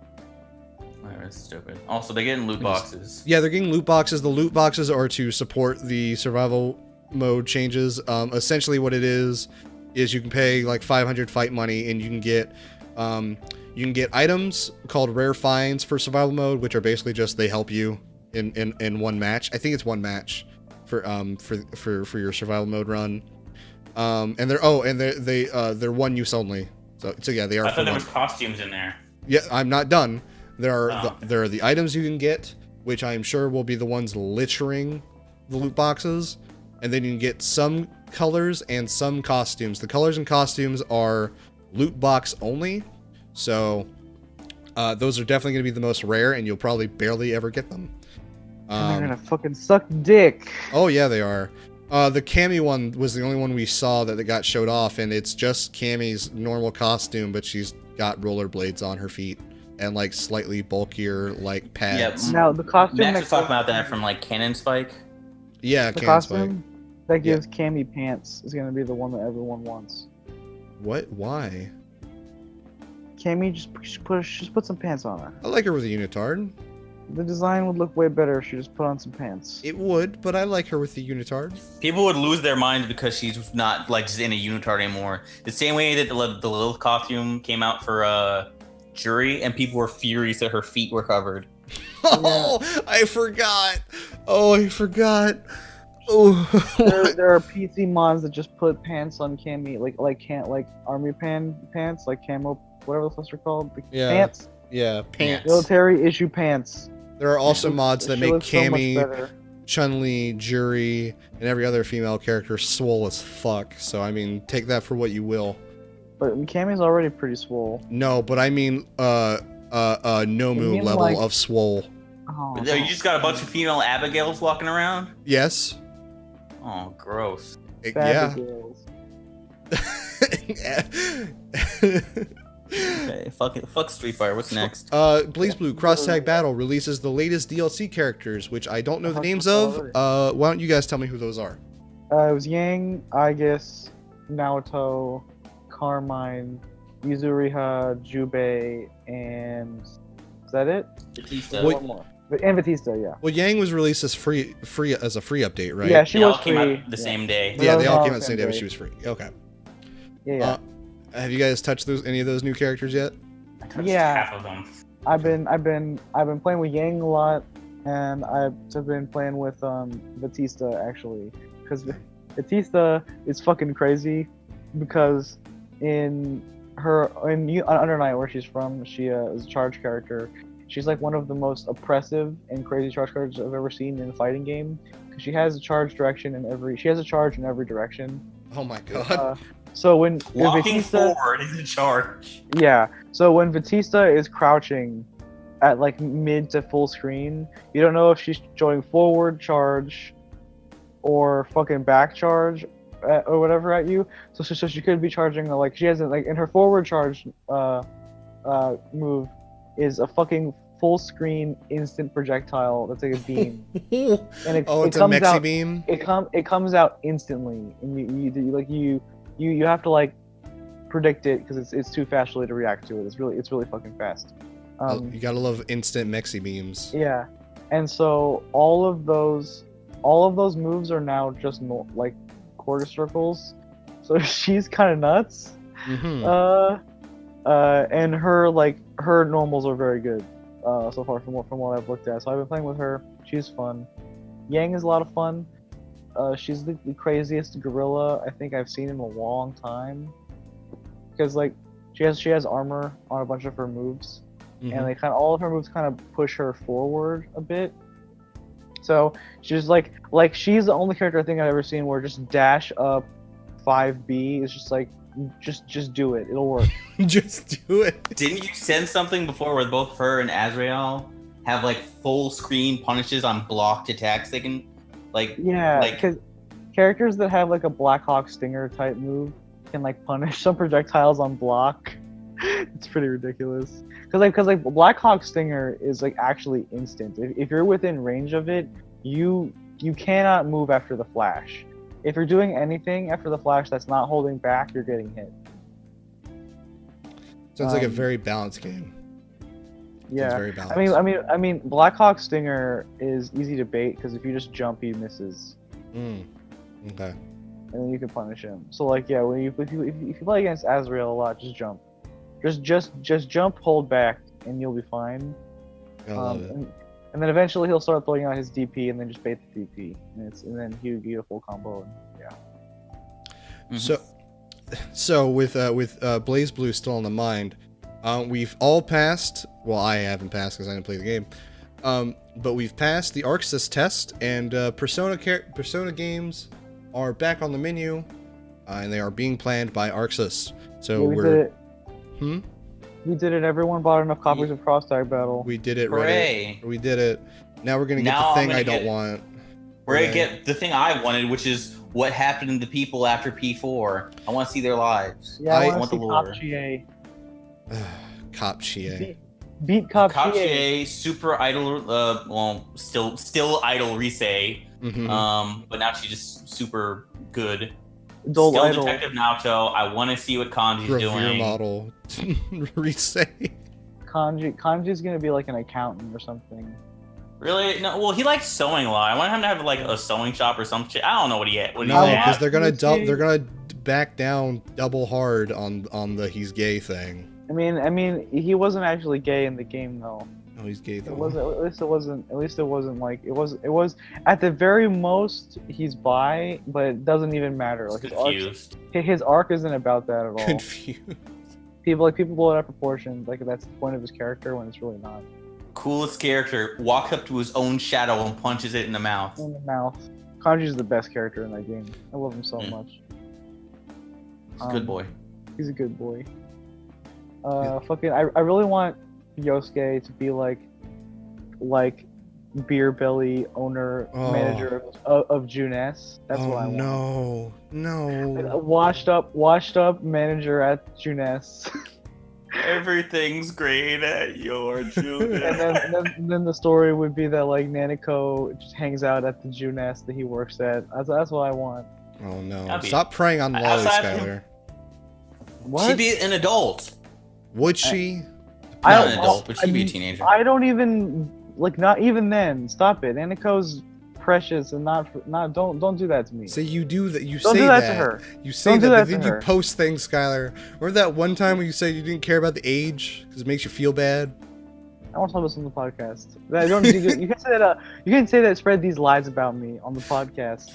The worst things to do on podcasts are give things that happened in Discord, but not give context to any of it. It's great. So that's the worst way to ruin someone's image. Make me sound like a horrible monster. It's not. But you are a horrible monster. I have footage, live footage. Yeah.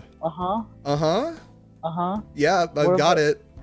Check. I mean, we have all this. We have all the screenshots of you saying that you diddle children and that you didn't want Stewie to post meme pictures of Shadman art because it made you want to fuck the child. So I mean, like, no, that's not what I said though.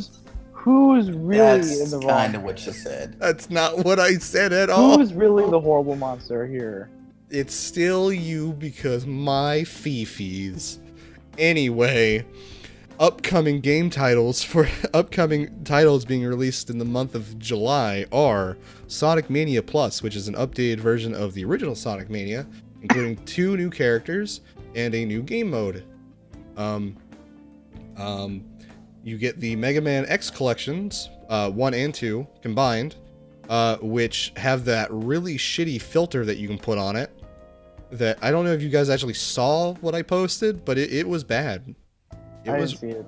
I saw you posted something, but I didn't look at it. It's in DADCast. It's the screenshots of the Mega Man X collections. They're one of their selling points is you can put this high res filter over these really good sprites, and it just looks like trash no matter what frame you look at it. So if you want to take a minute to look at that real quick, I'll put it on the screen for the video version. But it's bad. It's real bad. But anyway, the Mega Man X collections themselves, you're getting all 8 Mega Man X games, and they're also including a new game mode where you fight 2 bosses at the same time. You get updated graphics for the 3D games. You get there's a digital artwork you can look at. All their merchandise products are archived there. Art books are included, and all this other stuff. It looks like it's a pretty good deal. Octopath Traveler also comes out in July rather. So I assume we're going to be talking about that not next week, but one of these podcasts in July. Why Who's do we? You, George, Skylar, do you own a Switch? I don't have a Switch, no. Not Okay. yet. Well, you guys will definitely talk about it on the podcast, and I'm sure I will see something of it by then. And also, Banner Saga 3 and the Trilogy Edition, which includes all 3 games, is coming to PC, Xbox One, and PS4. This is more for me to talk about because I really liked Banner Saga 1. It's a strategy RPG, sort of. It's the kind of RPG where you're like, you're on a map, and you move the characters around almost like chess. How do I? Yeah, it's a TRPG. Yeah, it's a TRPG, and it's really good. It's called the Banner Saga because you are a traveling band of people, and your banner is like the symbol of your company. And there's a lot of, if you like God of War mythology, like if you like Norse mythology, you're gonna love this God shit. of War mythology. Yeah, God of War mythology. Revised history. That mythology is from God of War. But if you like God of War's style of presenting Norse mythology, you'll really like the Banner Saga because it's that like up to 11. And it's its own mythology, but it takes heavily from Norse, rather. And it's really good. Art style is really nice to me personally. Music is great. Definitely check out the first game if you like that. Pick up the trilogy. Yeah, they're all out. I played the first game. It's pretty good. Yeah, it was. I have it purchased, but I haven't started it. I would recommend it personally. I don't know how you are with TRPGs, but it's good.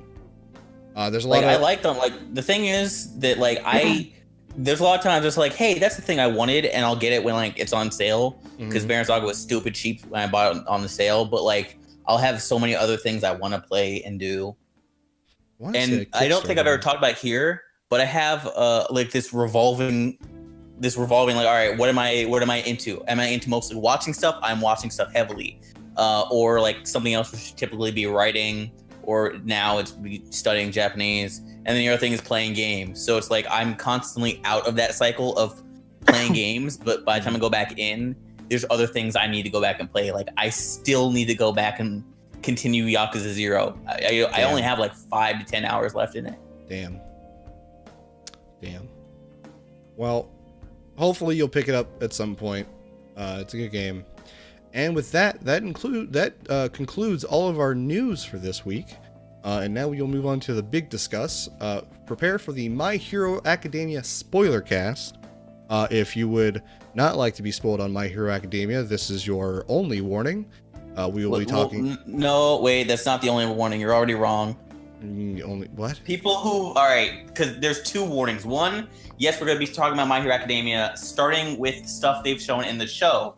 So if you've caught up on the show or you're watching the show, this is the portion we're talking about now. Later on, we'll give another warning when we're out of the stuff they've shown on the show to date, which episode 50 came out today. It will be talking about the stuff in the manga.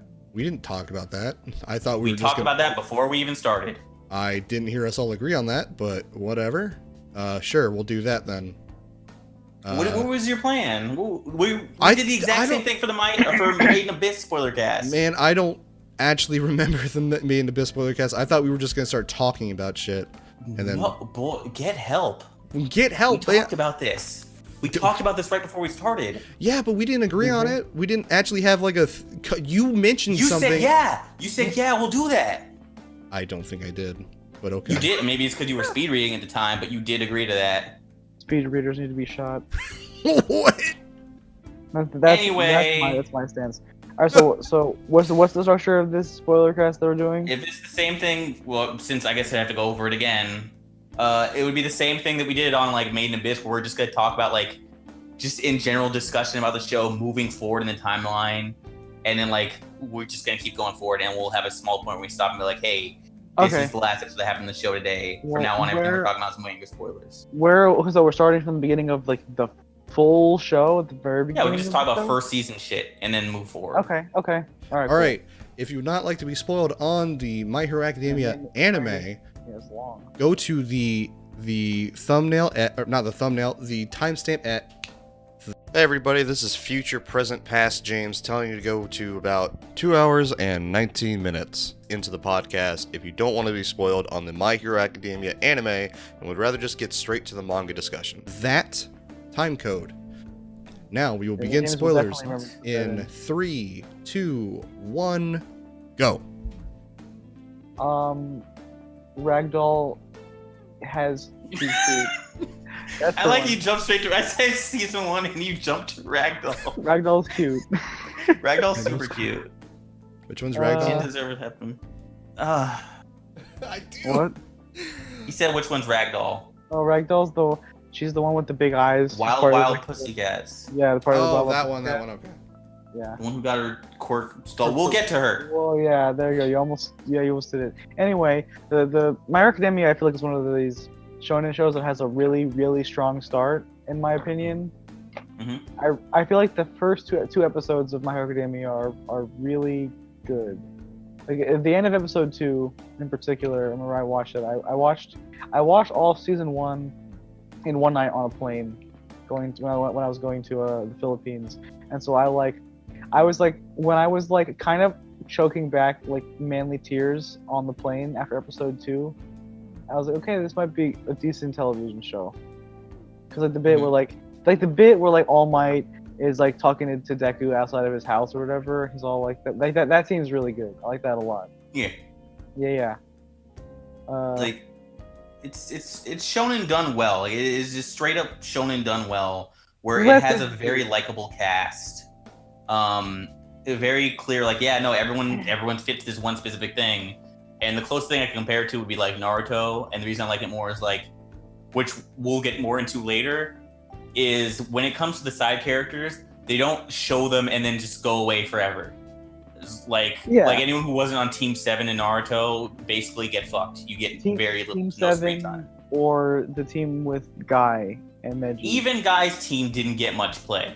They got some play in the first series. Yeah, into Shippuden they got forgotten. And then they didn't matter till Shippuden, when they all got bodied by Kasame and then didn't show up again till the war. Yeah, that's true.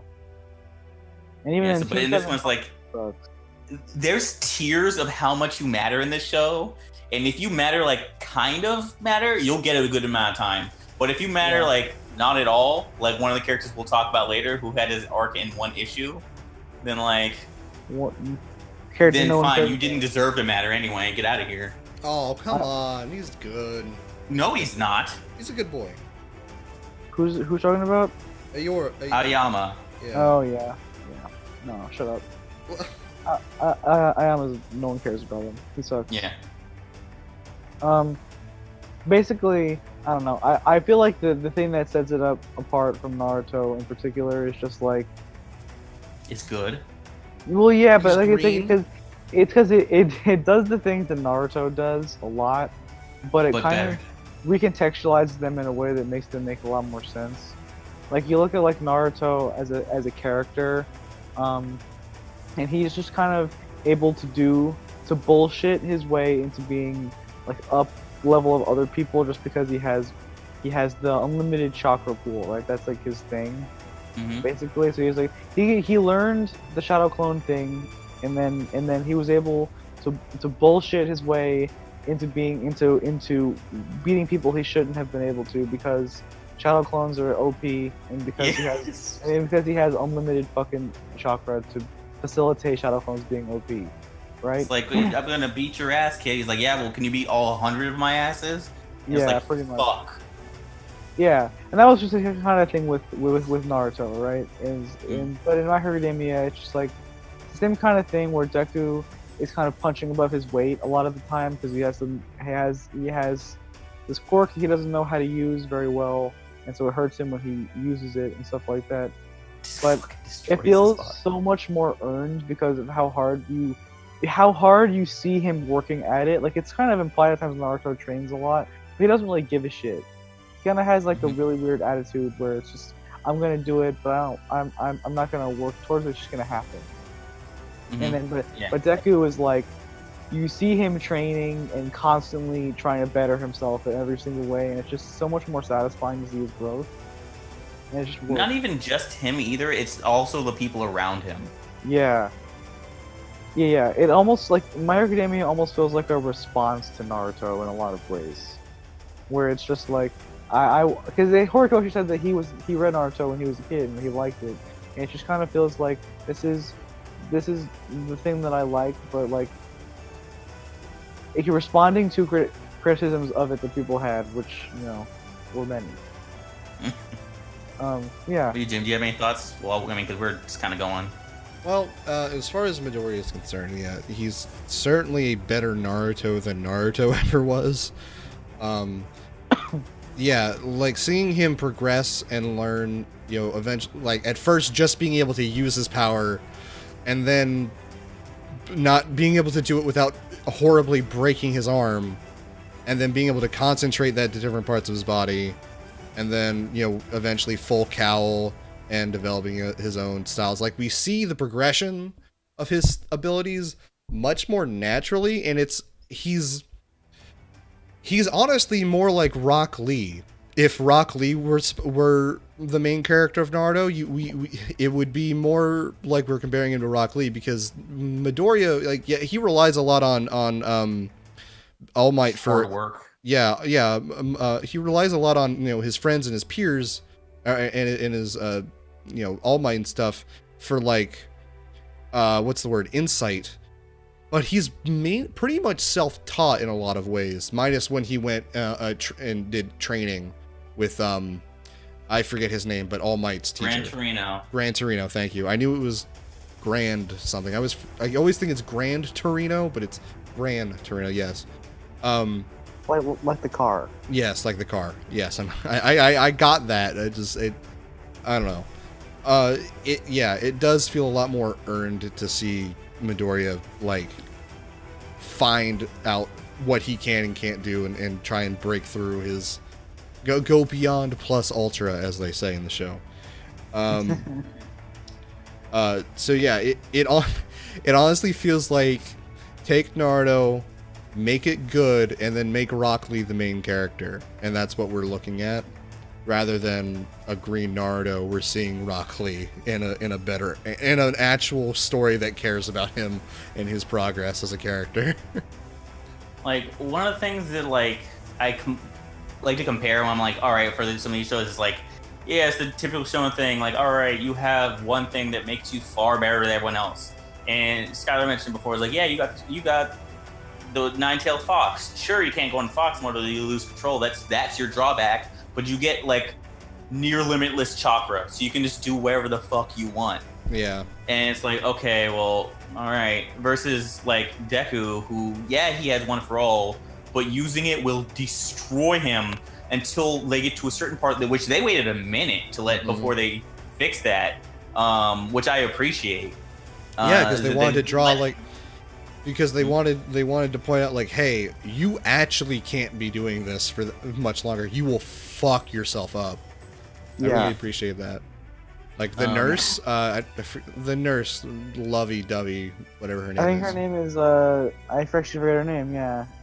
But the one, like she kisses the nurse. Recovery Girl. Recovery Girl. Recovery Girl. Thank you. I'm surprised you forgot that one, Skylar. I'm bad at some of the side characters' names. I actually that scene. Constantly mix up Kaminari and Kirishima's names. That one is more like I can understand, but Recovery Girl is like very straightforward for her name. Yeah, I couldn't remember. I forget. I forget. The one thing I'll say, like at least wrapping up my thoughts on season 1 stuff, the covered stuff, is like I've heard people complain like season 1's like really slow because it's like all character development. But for me, like that's character development done right. Like if you like, even though I watched the show, I enjoyed it to an extent. I'll admit it's bad. Like if you want to see character development done wrong, watch season 1 of character development done wrong. Watch Ruby season 1. Ooh, like, yeah. But that's Skylar's favorite show. Oh, how dare you insult my favorite show? God, Like, so rude, so inconsiderate, like- Claude. Like I like Ruby well enough. I'll acknowledge that it's bad in a lot of areas, but season 1 is explicitly not okay. It has so many flaws, so many cut corners. It has like 2 good episodes, which is just when it's like we're doing the Dead Fantasy thing of over the top fights. You know, the thing that Monty Uma like became known for. But like that as a whole was poorly paced in my opinion. And even a lot of the character development, even then, was not that good. Like Jean's character development for those 2 episodes was the most boring possible thing they could do. Well, yeah, Like- because it was when they had like the dumb like fucking bully arc that Yeah, was terrible Cardin. and awful, and Yeah, then they had I forget what even happens. There was like the docks or some shit where Blake runs away. I don't fucking know. Blake runs away because they find out she's the faunus, Coward. and it's like, and then Weiss is a horrible racist. Yeah. Yeah. But yeah, no, like, she's but white. She's a white supremacist. She hates black people. Oh, calls them animals wow. because that's what they are. Animal people. But yeah, no, like so that. But then like My Hero Academia, at least like season 1 paces its first season like well. Yeah, you have a lot of character development, but unlike only 2 fights in 1 season of Ruby, which God, if you were watching that as it was coming out, that sucked because they were 5-minute episodes, 7 minutes max. Now they'll do like 15 to 21 minute episodes. That's because of the YouTube like- algorithm. But yes, continue. Well, okay. Please continue. But yeah, like versus like My Hero Academia, where it's like, all right, you got your first 2 episodes really establishing who Midoriya is. You end the episode, or towards the end of the episode, you get a cool as shit Detroit smash. Then you get more about him and some of the people around him. Then you get to episode, what was it, 5, when you fight Bakugo. Like you get a lot of good like action and good scenes. So yeah, I mean, in terms of all the seasons, you don't have a lot happening. But for people complaining, tell me any long-running shonen show that the first like 12 episodes were baller 100%. Yu Yu Hakusho had a good first 12 episodes. Yu didn't Yu it? Hakusho did have a good first 12 episodes. The first couple was like, the first like what 3 or 4 was him like as a ghost, just kind of like observing stuff. Like and he was carrying around that egg. Not too much is happening at the beginning of the show. That's fair. Like Actually, it started to pick I up, but it actually didn't. like the ghost stuff a lot in Yu Yu Hakusho. When he's dead, he's watching his own funeral. That fucked me up as Yeah. a child. I was watching Tsunami and I was like, he's dead. He's looking at his family. He's sad that he's dead. Like that's the girl that likes him at school, and he's dead. She's sad now. Yeah. I didn't like it. Like I'm not gonna say it's bad, but like I wouldn't be like it's like this is hot shit right now. I don't even remember what did he do when he first became a spirit detective. He dealt with some small shit, and then he went to fight Hiei. Yeah, I actually can't remember either. It's been a bit since I saw Yu Yu Hakusho. Yu Yu Hakusho. Words are hard. I can say them. Can you? Yeah, not really. But yeah, that's all I have to say about the first season. And if you guys want to say anything more about like how the first season worked or what you thought about it, we can move on in a second.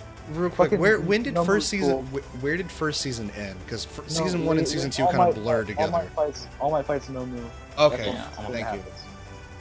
Yeah, that fight was incredible. Yeah. All Might is Super the good. biggest hero of all time.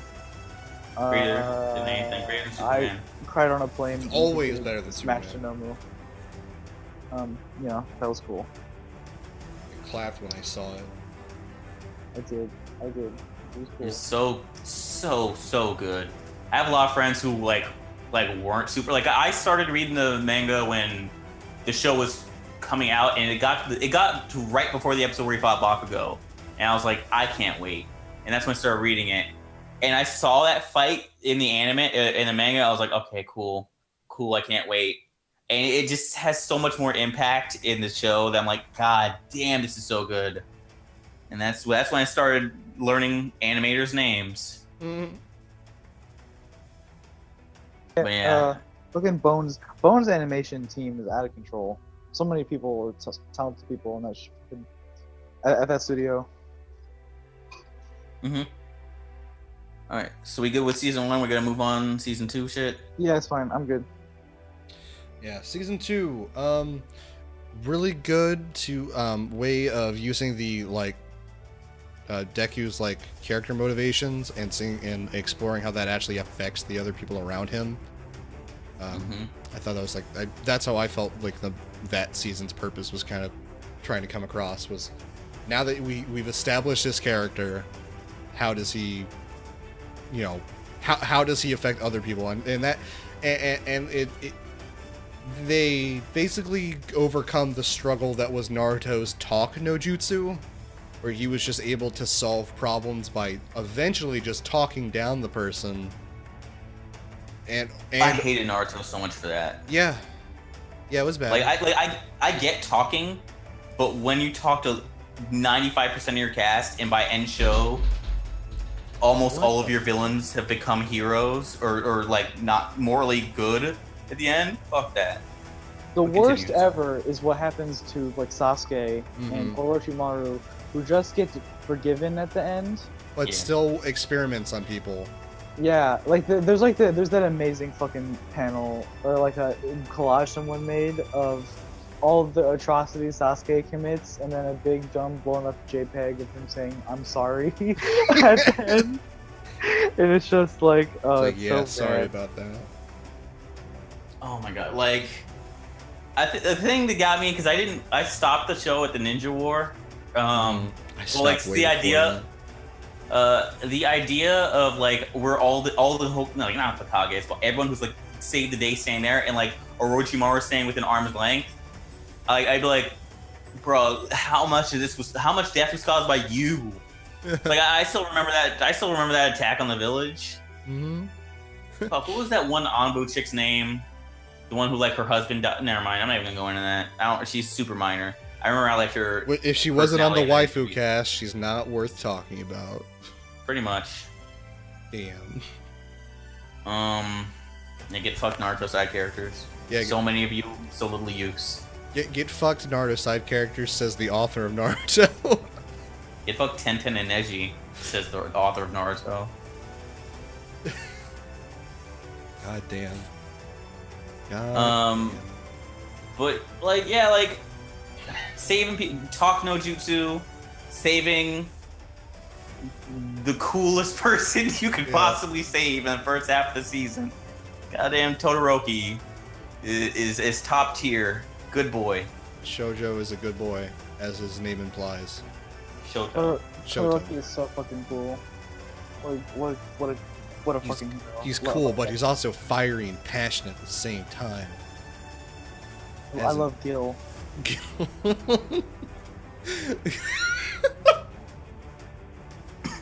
It shouldn't have gotten me that good, but yeah, Gil. Fucking Gil.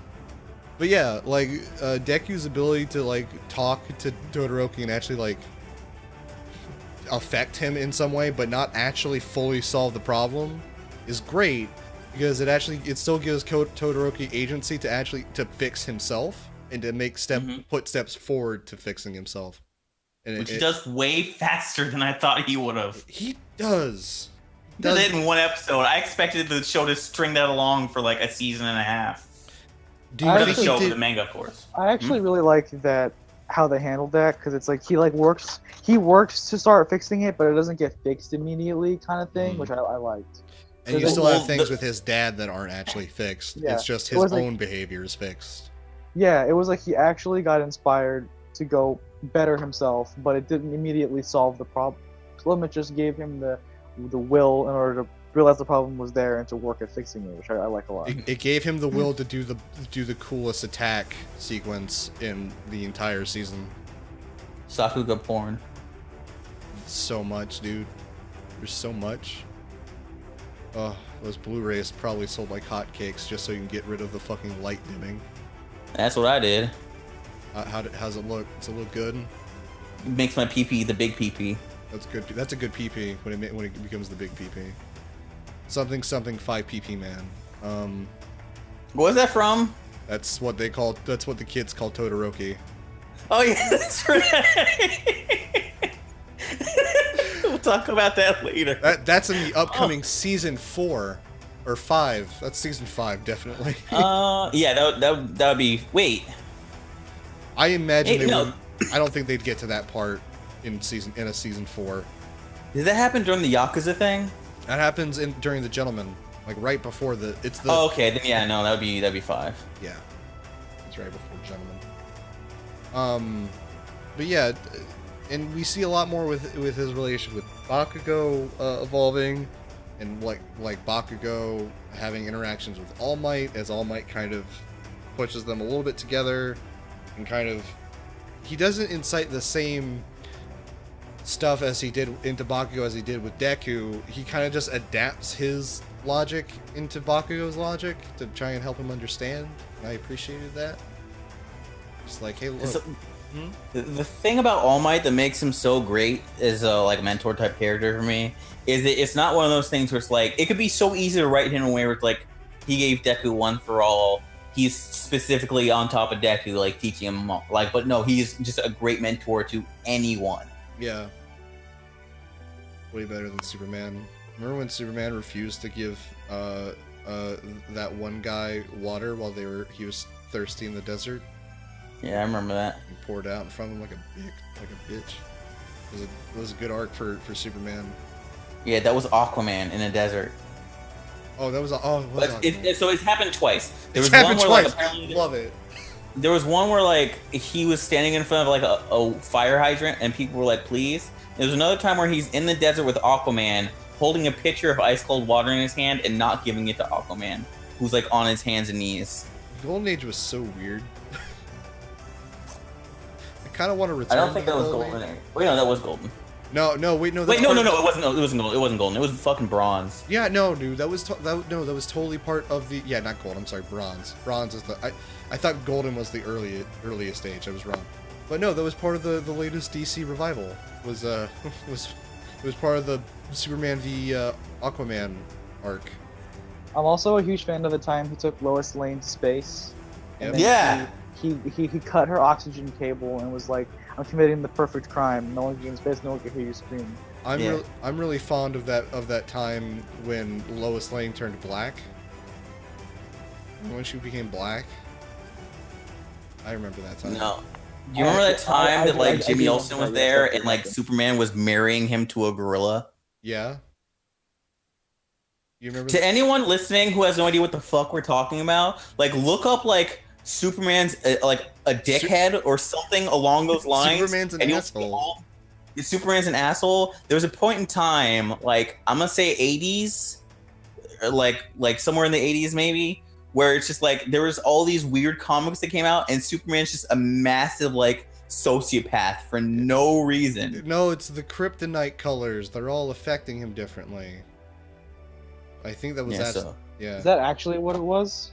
I know there are different colors. There are multiple kryptonite things, but that's more recent than that, I believe. No, I think the they introduced. I want to kryptonite believe that colors. he's just a sociopath. I think they introduced kryptonite colors at the same time where, as Batman had a different colored Batman suit for every day of the week. That happened a couple of times, so that's actually harder to tell a specific time frame. Because he went through a couple redesigns. No, I mean when he had different colors of the rainbow for his Batman suits. He had I don't know what the fuck you're talking about. He had a green one. He had a baby blue one. He had the normal one. He had the red one. The green one. I believe you're making that up the moment you said pink. No, he legit had a pink thing. I think they even reference it in Brave and the Bold once, where he's wearing. After you give me a picture of that after this podcast, because I actually need to see that. I will. It's actually kind of funny, where it's just he's got a different suit for every day of the week. He just anyway. Yeah, let's get back on to My Hero Academia. yeah. Now that we're done talking about bad All Might, let's get back to My Hero Academia. I've never seen a character where I was like, boy, you look like edgy bullshit, and I ended up liking them so much.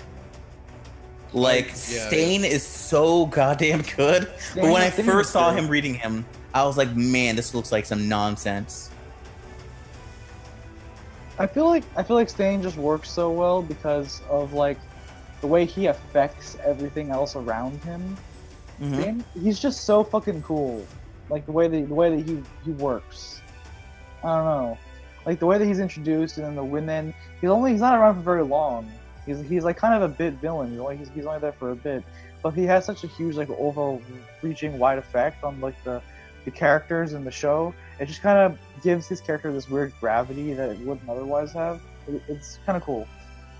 So cool that even though he was like an actual like murderer, I think 14 deaths under his name, people were selling merchandise of him in the store.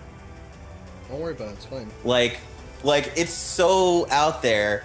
And like, even though I didn't like the character at first, but goddamn, if his development over time hasn't like made me like him, but like him, like v Shigaraki, like just the clashing of ideology of like, I have a specific thing I want. You're a fucking man-child who doesn't know what he wants in life, and we'll get more into Shigaraki later, I guess. But like, that kind of kickstarted Shigaraki's character development, which I really like. And like the entire like Stain arc is overall just really good because the world evolves around the pivotal moment where Stain is defeated. Mm-hmm. And it's really nice just to see the waves crashing against the plot. Mm-hmm. Like, just the aftermath of that when it's like so many people like, you know what?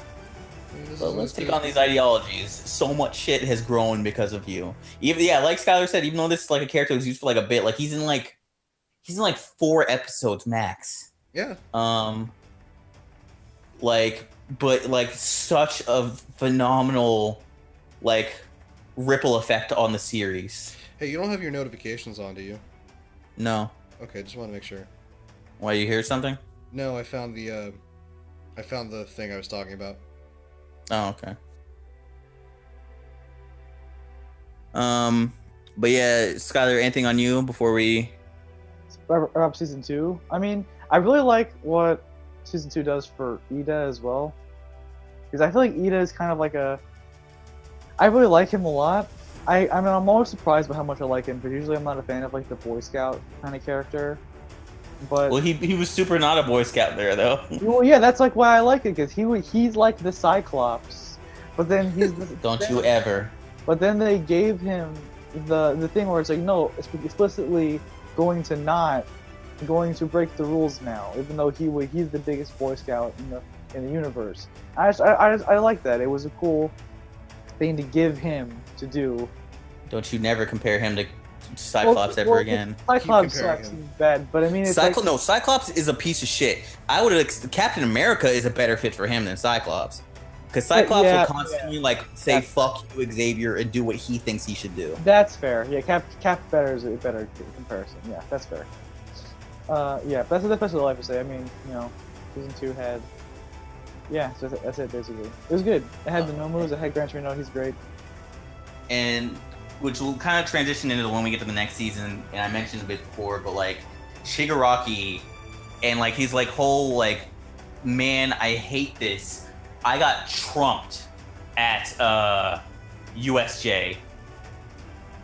I did way more damage with my no moves than Stain did in his timeout, yet no one's talking about me. And that's one of the things that, like I mentioned before, is like, yeah, Deku's out motivating everyone, shape people's ideals and their goals and whatnot, and helping them become better. Even to the point where he unintentionally did it for his villain. When his villain just finds him out, that caught me off guard. I didn't expect him to do that. Yeah. But Shigaraki just gets him in public and is just talking to him like, all right, I'll fucking kill you. So let's just tell me, what is it that Stain has going for him, not for me? And I was like, oh, okay, never mind. I see it. All Might. Fuck All Might. Nigga gonna die. That's my plan now. I'm just that going bit to at completely the- change that bit at the motivations. mall was great. That where he gets to go at the mall. That bit is fantastic. That's the one where we Yeah. get to see the face, right? The smile. Yeah. Yeah, that was a good smile. I'm glad I have that burned into my brain now. That's probably what's causing all these memory problems. Is that image is just it's taking up too much space. The face in the manga is fucking terrifying. It is. Yeah, I never actually saw the anime adaptation of that. So, did they do a good job with that? Did they do Yeah, it it is. good? From what I remember, yeah, it was good from what I remember. That's good. That's good. And with that, if we don't have anything else, we can move on to the current season. Current season is good. Current mean, season's fucking phenomenal. Yeah. Yeah, this is like I know you haven't really. the highest quality like stretch of arcs I think the series has current at the moment. Like for as much as I love the Yakuza arc, I feel like this like the training camp. Hold on a sec. Claude, are you hearing that too? From his end? I hear this weird clanking. Yeah. What is It's that? not loud back here. Oh, sorry. I mean, I think that's the dog. Wow. on the Beat the thing. dog up real quick. Just you know. Yeah. Yeah. Yeah, but what you were saying about this Sorry. season? Yeah, I just feel like it's like the highest like quality stretch that the season has had, the series has had so far. Like for like the longest string of episodes that have been like the highest quality. You know what I mean? So I'll give you that. Like when you mentioned the Yakuza thing, here's without going into the Yakuza thing, because we'll talk about that more when we get to like manga discussion. But like while like I have an idea where this season will end, the next couple episodes are gonna be slow, like kind of like how I called it. Like there was a full episode dedicated to the dorms, like people just being accepted to move into the dorms, and the next episode is everyone in the dorms and doing the room thing.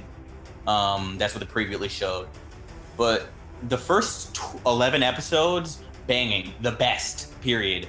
But when it comes to the Yakuza arc, I believe that'll be better as a whole because consistently the season will be better because there's going to be a dip in nothing happening for a bit, at least in this season. So that's why I wouldn't necessarily say like this will be the high.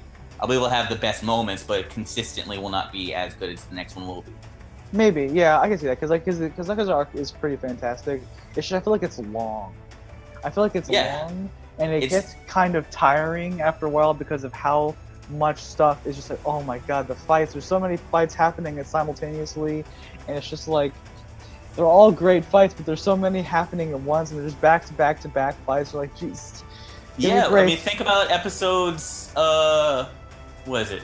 Episodes 2 through 5 of this season, or 3 through 5 of this season, where like everyone's fighting at the camp. Like that's all dope. You're gonna get that for like double the length though, maybe double. I don't know. And all the fights there, in my opinion, are better. Like, we'll talk about that when we get to that arc. But yeah, no, I'll totally agree that like this is phenomenal. I know James, you said you don't want to watch stuff that you've already read, but like just do the levels of animation quality. If you really like those fights and the stuff that happened during the whole rescue Bakugo arc / training camp, you're doing yourself a disservice by not watching that. I might check it out later. I'm just busy with some of the other anime and stuff I've been watching, so I didn't really prioritize. I get that. I'm just saying, like, specifically, don't even worry about the first episode is a recap episode. That's the only thing I do not like about this season. It's a filler episode with them going swimming. Yeah, like if you just pick up where like the fights start at the camp and end at the one for all versus all for one thing, right? You're golden. You're fine. Yeah, I did watch the all for one fight, so I at least did see that, and that was really good, and it did make me feel a little something. So yeah. Yeah. Anyone have anything to say about? Because there's only like 10 episodes in this season. So, or 11 episodes. Wait, no, 12. I'm sorry. My brain is fucking slipping. I was like, wait, how far do they go? Because I don't. I know what number episode they're on. They're on episode 50. I didn't remember what episode from the season they're on. Right. But yeah, anyone have anything to say about like specifically the manga or the anime covered stuff? Not Which particularly. Well, I mean, a one for all for one fight, incredible, amazing. One of the best things to happen in the whole show. Make me feel feelings all over my body. It's will good. immediately be dwarfed by season 4. I don't know about that. I don't know about that. I feel like I love feel season 4, but I don't know about that. I feel like Yeah, United but the States Smash is still, Kuroshima like, fight though, I the don't one that know. you Bro, you forgot didn't about? even remember his fight until I told you about it Yeah, last week. but I remember the fight now, and that's a good I fight. feel like even that. I really like the Mirio fight. Like that's like Mirio hits All Might highs for me, but I still feel like United States Smash is like the all-time pinnacle of Yeah, the that's the highest point in the series. yeah. It's all downhill from here. But other than that, yeah, like this arc is really fun. I really like all of the villain administration people they introduce. They get more play. They're fun. Toga's great. Twice is great. They're all like really fun villains. I like them a lot. Yeah, it's definitely has like a bit of oomph added to them when I can like hear them talking and like I love because I've been watching the sub primarily because Crunchyroll, but I'm watching the show with my girlfriend and we've been watching the dub together. And like certain characters are like, I like you so much in your dub form. Like Dobby sounds super fucking laid back.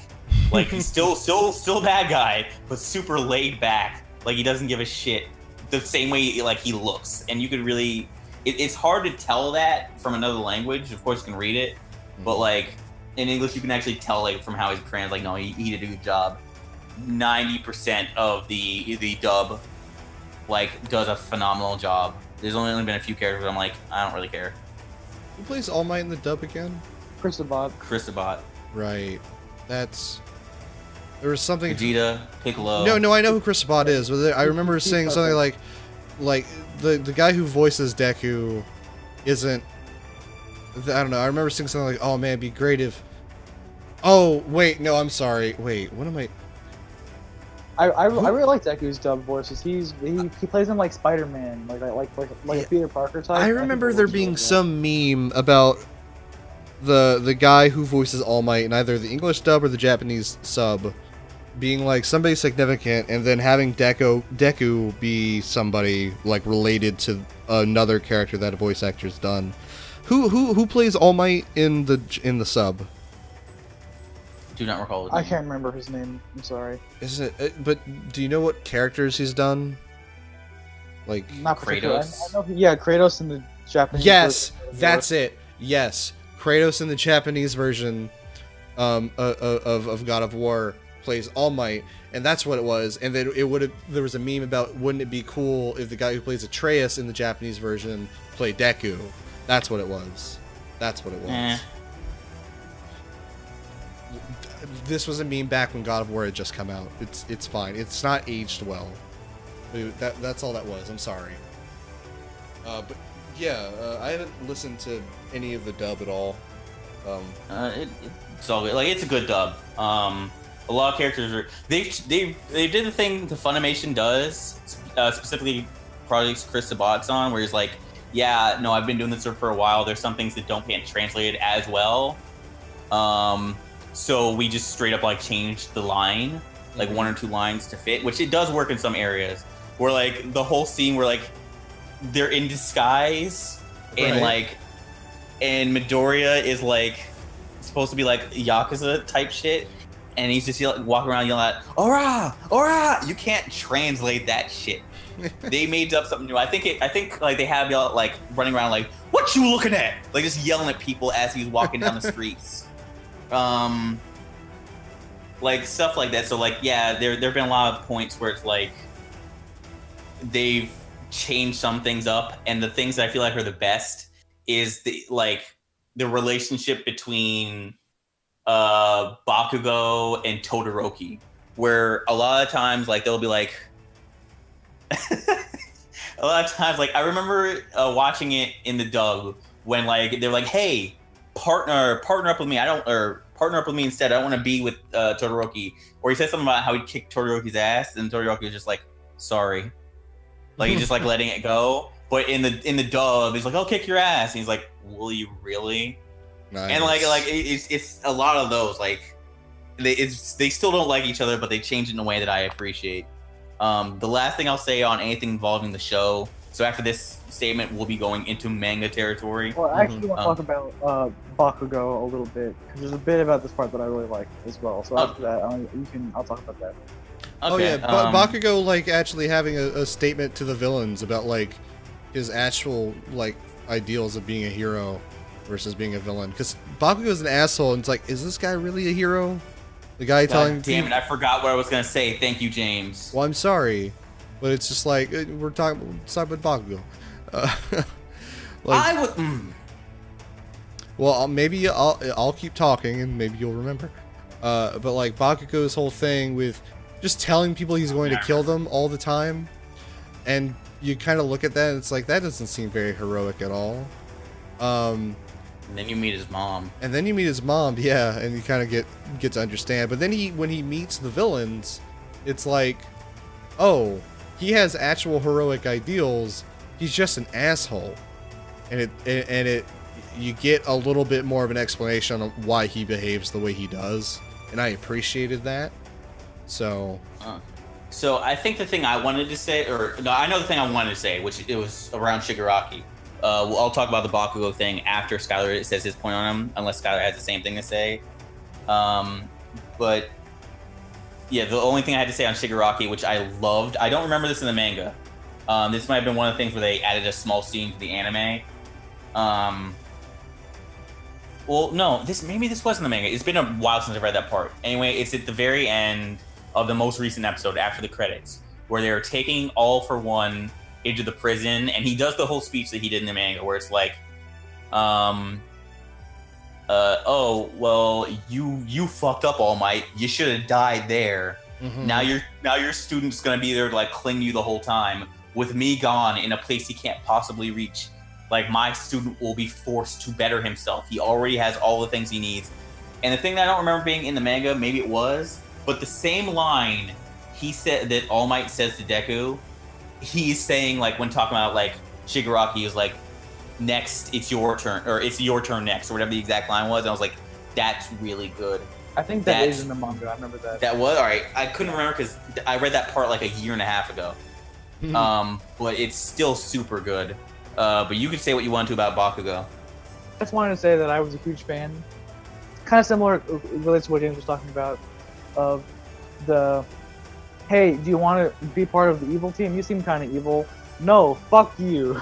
Like, that interaction is incredible. I feel like it's such a I feel like it kind of plays on expectations about that kind of character type based on like the Naruto, like the Sasuke retrieval arc kind of thing. And it's so good because I feel like so many people were scared that Bakugo would turn evil, and then he just didn't. It's great. I really like how they deal with Bakugo's problem with him being angry and a dickhead by not making it him being evil, but making him be a shitty hero. Basically, is how they're framing it. Yeah. Yeah. I think that was pretty good. I like that.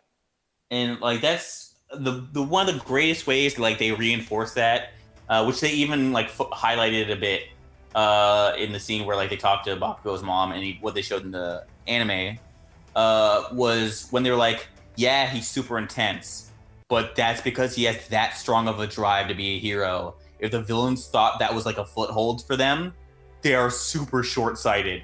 Like, and like he's just like really talking Bakugo up, like, yeah, you know he's a shit, but I'll be damned if he's not gonna be a hero. So that's one of the things that it like does play with your expectations, where it's like, oh no, he's a shitty person.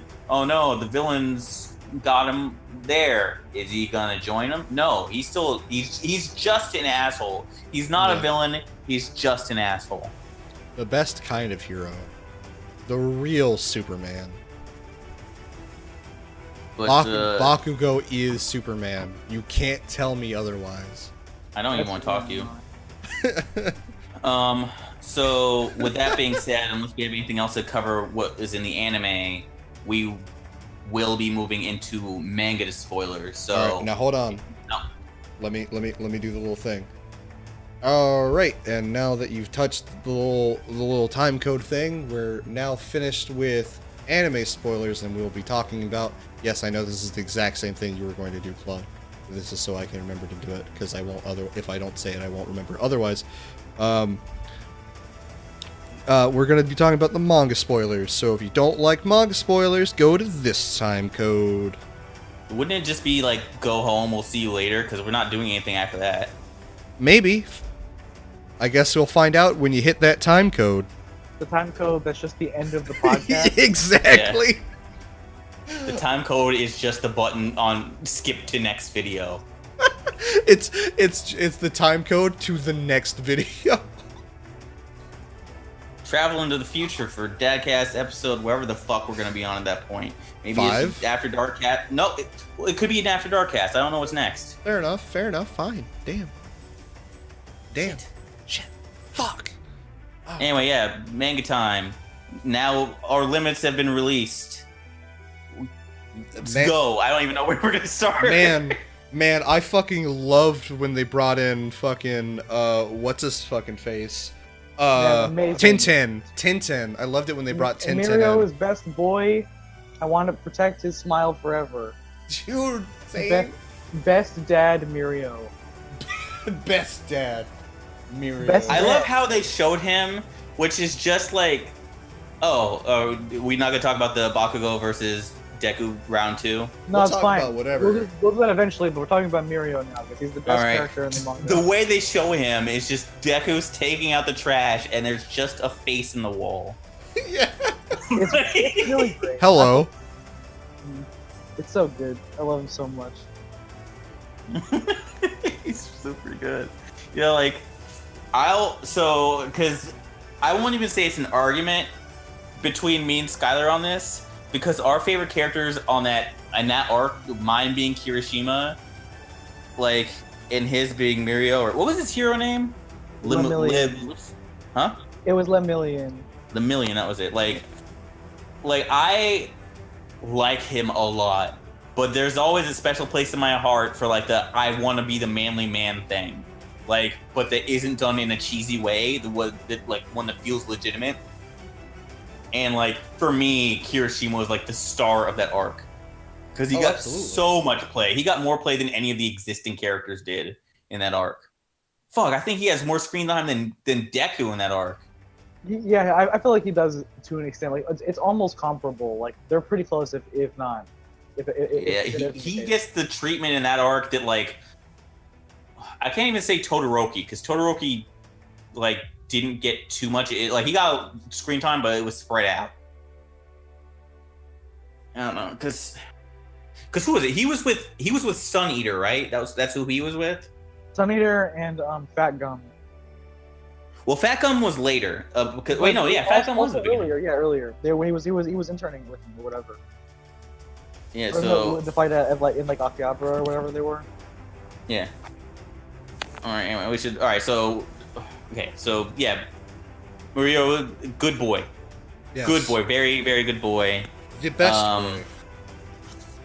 Mine's is Kirishima, but I will never argue anyone who says Mirio. I don't know how you could say Kirishima is the best boy when Mirio exists.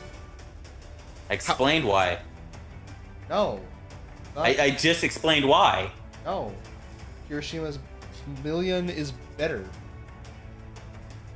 Lemillion made me cry. I don't even fucking remember Kirishima. That's because it's you, though. Like, you don't really have a lot of weight when it comes to that. Tintin is You literally just said that Red Riot Unbreakable was your favorite moment in this arc, like, not even 10 seconds ago. I did? Yes, you said the season's gonna be better because season was be better because Unbreakable. James. Dude, I'm telling you, my memory is getting to the point where we're gonna hit that negative number, and I don't know what's gonna happen. Like, I don't even know what's happening before they happened. No, that's when the number hits 0. But when we hit the negative number, does that mean I just start forgetting the future? You start knowing things that haven't happened. That you start knowing things that happened in the past is what happens. Oh God! You like that? Man, that's terrifying. You like that Steven Universe character that can see in the future, but also is on like a 30-second delay. And so they just say things that happened like 10 seconds ago. Oh man. I don't watch the show, so I don't know about that. Yeah. Anyway, Don't watch it. It's bad. Oh. that's Pad Parasha. Is that one? It doesn't even sound like a rock. That is a real gem. Let's- That's also a character in Hoseki no Kuni. It's Let's a kind get of sapphire. let's get back to fucking My That's Hero a kind Academia. of sapphire. Let's- Get your fucking weeb shit out of here. We're talking about My Hero Academia. Let's talk about shoot style. Shoot style is style's cool. fucking cool. Seeing an adaptation of something other than punches is fucking awesome. See, okay. I because really. me personally, in my heart and soul, I really like punching. Yes. Punching is like it's something so satisfying about a simple punch to the face. So there's a part of me that's kind of like sad that that Deku has to shift away from punching, but I appreciate it from the perspective of like he's not just doing All Might again, because All Might just punches. Mm-hmm. So he has to do it his own thing, his own way, learn how to be his own fighting style, separate from just copying All Might's punching style. And what we saw in like that last gentleman fight were like using his fingers to make projectiles.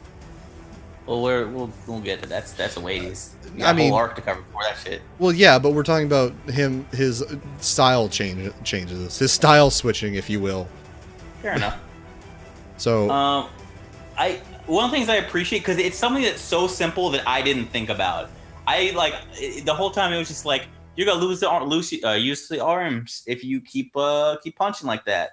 I'm like, no, what he's gonna do is gonna figure out. It's like, then he showed us and he's like, I'm a kick. I'm like, how the fuck did I think of that? like, oh, he's got these whole other two appendages. Oh yeah, it's like, because I wouldn't have thought about that, because it's like, yeah, no, you're so in like line what All Might does. Just do what he doesn't do. Like, and then the armor is great. It's made by Hatsume, which James thinks she's autistic. James told me she's on the spectrum.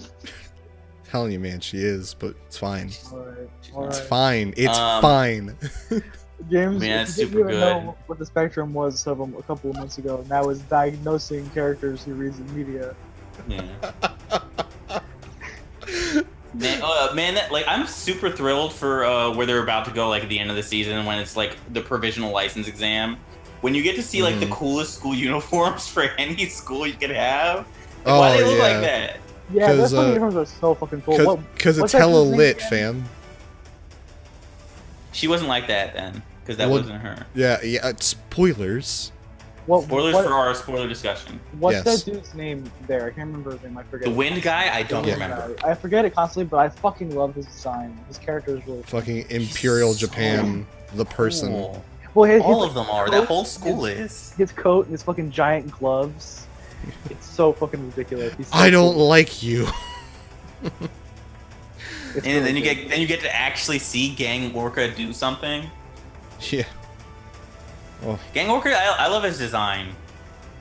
This is design fucks with me because it's like I see the word gang and then I see this guy and it's like, how is he not a villain?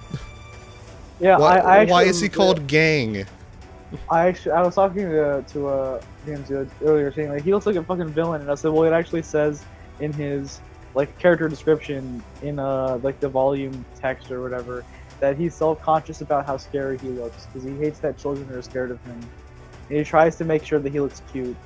He doesn't. Whenever he's in public. And he never acts like he's cute either. He just looks terrifying. Yes, it's a fucking killer whale named Gang. Like, when I first saw him, I kind of like erased from my memory that he was around during the whole like All for One thing. I thought legitimately at first that was a villain attack. Like I didn't know he was a hero at first until like, oh no, it's the hero Gang Orca. What's he doing here?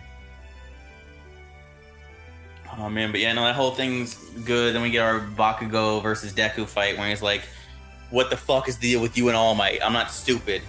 It's like, Kachan, please. And he's like, I'm gonna fuck you up. And that's when he's like, I can do the 8%. He still loses. That's good. I like that they actually gave Bakugo the win there. Yeah, that was good. And I like that it was close, but yeah, it was good. That was a good fight. Because I feel like rival fights gotta be like that. Bakugo's gotta win the first one, and then Bakugo lost the first one. Oh, did he? I actually don't. I forget. Yeah, the first one was when they were doing the thing about like Bakugo and Ito were the villains, and Uraraka and Deku were the heroes. Yeah, that's right. But it was a thing where it wasn't. Bakugo didn't win. He didn't lose the fight with Deku. He was winning that, right? And then they only won because he was, short-sighted and angry. Which I feel like the thing is that when you have the fight between them, like their skills, they're fighting their skills or whatever, Bakugo won the first two. It was in my brain, my rival fight thing always has to go back to the DMC3. Yeah, exactly. First time you fight Virgil, he fucking stomps your dick and you lose super hard. Oh, hey, I'm sorry to interrupt, but Stewie, Skylar, help me out here real quick. Last podcast, Claude and I talked about the DMC3 Virgil and Dante fights, and he brought up that the most important part of that relationship was that they're brothers. I said the thing that was the coolest thing to me is that their brothers are rivals, and you said no, it's not that important. What's important is that they're based off these Oni thing. And I was like, James, shut up, I like them because they're brothers. And you're like, okay, no. But James is doing the thing where he tells me I'm wrong for liking the thing because of why the thing is that they are based on the red and blue Oni thing. That's I didn't say that wasn't true. I mean, at no point. But you were yelling at me. It's like, no, James. No, because he's yelling at you because you're telling him that he shouldn't like it because the brothers. He should have said like it because of this thing he doesn't care about. which is just is whatever. Fuck it. Who cares? But what I was gonna say is that the second fight with Virgil, it's a draw essentially. The fight kind of ends unamicably. And then the third fight you win, right? That's in my brain. That's how rival fights should go. Is the first fight should be like the rival character completely outclasses you, and maybe you win due to a technicality. Like in Ippo, how Ippo won against Miata the first time because he got a lucky punch, right? And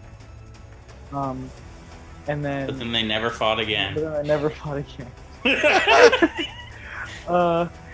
then with Sendo, it was a thing where they skipped right to the second one where it was like Ippo wins, but fucking barely. It was a thing where if Sendo could stand up, Ippo would have lost, and so there was that, and then this last one. So yeah, so like in my brain, but Ippo won both of those fights. He did. That's what I mean. So Ippo skips to the second one, which would be. Okay, that's what you mean. Yeah. And because Ippo only wins that fight because he could actually enter the ring in that round. Damn. Well, that was for the first one, right? Because the second one was straight up. Well, like, you got hit with the most vicious combo in the series. Yeah, the second one was straight up Ippo just won. But yeah, the first one it was that Sendo was unconscious in the corner, and Ippo only won because Sendo couldn't get up to get into the ring because he couldn't fight anymore. Actually unconscious. Yeah. Yeah. So the weird part though about that with the My Hero Academia is that it's in a weird category because Deku could have won, but Bakugo would have died. So, because fuck Bakugo taking a 100% smash. No, Bakugo could do it. His ego would save him. Bakugo got his ass kicked so hard by All Might in season 2, like unreasonably so. Like Jesus Christ. Well, like no living thing could take 100% a punch from All Might, pretty much. Like Nomu could, but I don't know if that even counts. Like a fucking. Nomu's deal is shock absorption, so that's already a thing. Yeah. And All for One could take it. A fleshy human man who just turned into a paste. But he had a bunch of those quirks though. He had like shock absorption, I think, as well. What did he have? Because he had a billion quirks. It was just the ones he was using. He's so cool. Yeah. Spike bones. Yeah, so like a fleshy human like Bakugo would just turn into like a paste if you get hit with 100% power smash. How hard do you think he was hitting Bakugo during that entire fight? 1%. It had to have been like the 5 or 6% that he uses for most fights. No, I'm talking about All Might. Yeah. Oh, because it was for Deku. It was 5% until he went to 8%. Yeah, for All Might fight, it's probably like 2%. Because he was like kneeing Bakugo in his chin and sending him flying into buildings. Yeah, because there was like Fucking Bakugo. you think about what All Might does at the beginning of that fight, which is punch the air to destroy the entire environment that they're fighting in. So like, I love that realization when they get close to the goal. They were like, he was standing here and punched back there. What the fuck? it's a really great moment where you realize it's actually wasn't that thing in Spider-Man when Doc Ock took over Spider-Man's body, Peter Parker's body, and he starts fighting people. He like punches off some dude's jaw. It's like, oh fuck! I realized that this whole time Spider-Man's been fighting us, he's been holding himself back so he doesn't fucking murder us every time we fight. I remember that being a thing. I didn't remember where it was from, but that sounds about right. Yeah, so like All Might's gotta be like the most extreme version of that, where it's just like full power punch is like it's like reaching One Punch Man like part the skies level bullshit, you know? The serious. I remember punch. like, yeah, that's right. He does hold back constantly because he explains like when they were showing like, hey, how can I do the projectile thing? He's like, you can do it now. He's like, you've seen me do my Detroit smashes. Like I can't fight. I never fight at 100%, or else everyone will be flying everywhere with every hit. I can't do it. Because he would just be like a whirlwind, but like the air pressure would just be destroying everything in the environment around him. Like, because the deal about the smashes, it's just his full power punches. Like that's why that's a thing. Because if he's like, yeah, if I throw him off all the time, then fuck this Earth, I guess. Yeah, and All Might's so cool. But it's so cool, but they still won't make a goddamn figure of him. No. Anyway, yeah. Flood, dream. In Japan, we gotta try and will it into existence. Is the manga dimension All Might figure? Like, have you seen those Goku figures where it's like drawn with like the manga? Yeah. That's what I need for All Might. I need that. Yeah, fucking same. But ending out on where, because this is probably where the season will end. Like.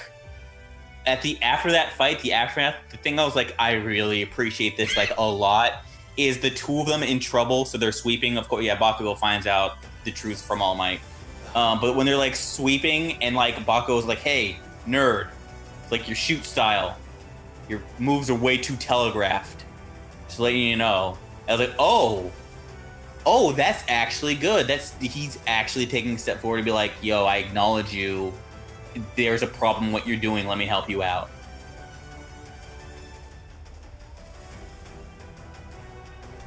Fellas? Yeah. Sorry, yeah. I mean, I agree. You got dead quiet for like 4 seconds. I kind of, if I get James to say something, I want to push to talk because I'm eating dinner. Okay. So. Wow, eating during the podcast here. I'm starving Nigga, he myself. said 7:30.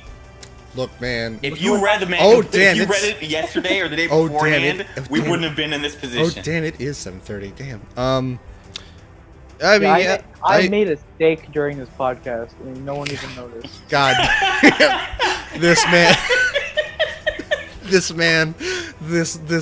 This beast made a whole steak. It was delicious. Good, I'm glad. I'm happy for you. Yeah. I'm happy for your steak, buddy. But yeah, now we get into for me, my favorite arc, because it's the most like long drawn, consistently good arc, is when we get Yakuza, we get Overhaul. Worst dad. Like woof. I don't know. It's not actually his daughter, but still. Bondru though exists in this show. Who else in the show compares? Name a worse dad in the show, please. Go ahead. I dare you. Say all for one who's actually good dad. All for One is a terrible dad. What are you talking about? He is doing everything for Shigaraki. That is their not ideas lined up. Yes. No, that is not a for good what they want. dad. He is doing everything for him. That is not a good dad. That's a literally terrible. everything he's doing is to boost him up. That doesn't make him a good dad. It's better than the guy who's like melting down the quote unquote like the daughter figure, the daughter of the mafia boss or Yakuza boss, to make his like vaccine things. No. Yeah, Overhaul's rad though. Like he's so evil. That this next arc or next season's gonna be fucking dark. Yeah. But yeah, so we get Overhaul, who's like, all right, let's talk. And he's talking to the League of Villains. He's like, yo, fuck y'all, I'm running shit. And they're like, what? And then you get, I think, he just fucking murders. Yeah. Yeah, who is it? Big Sis Magnate, I believe. Yeah, Magnate. He's like the first person to straight up die in the show. Literally, turned into a paste. Yeah. Just vaporized out of existence. Get fucked. Yeah, so, and then he also destroys what's his face's arm, the magic guy. Oh, God, Mr. Compress. Mr. Compress, yeah. Oh my God, I like Mr. Compress too. Yeah, he's cool. But anyway, this arc brings us the smile that wins the most want to protect awards. Yeah, Lemillion smile. The smile that launched 1,000 men to protect it. Eri.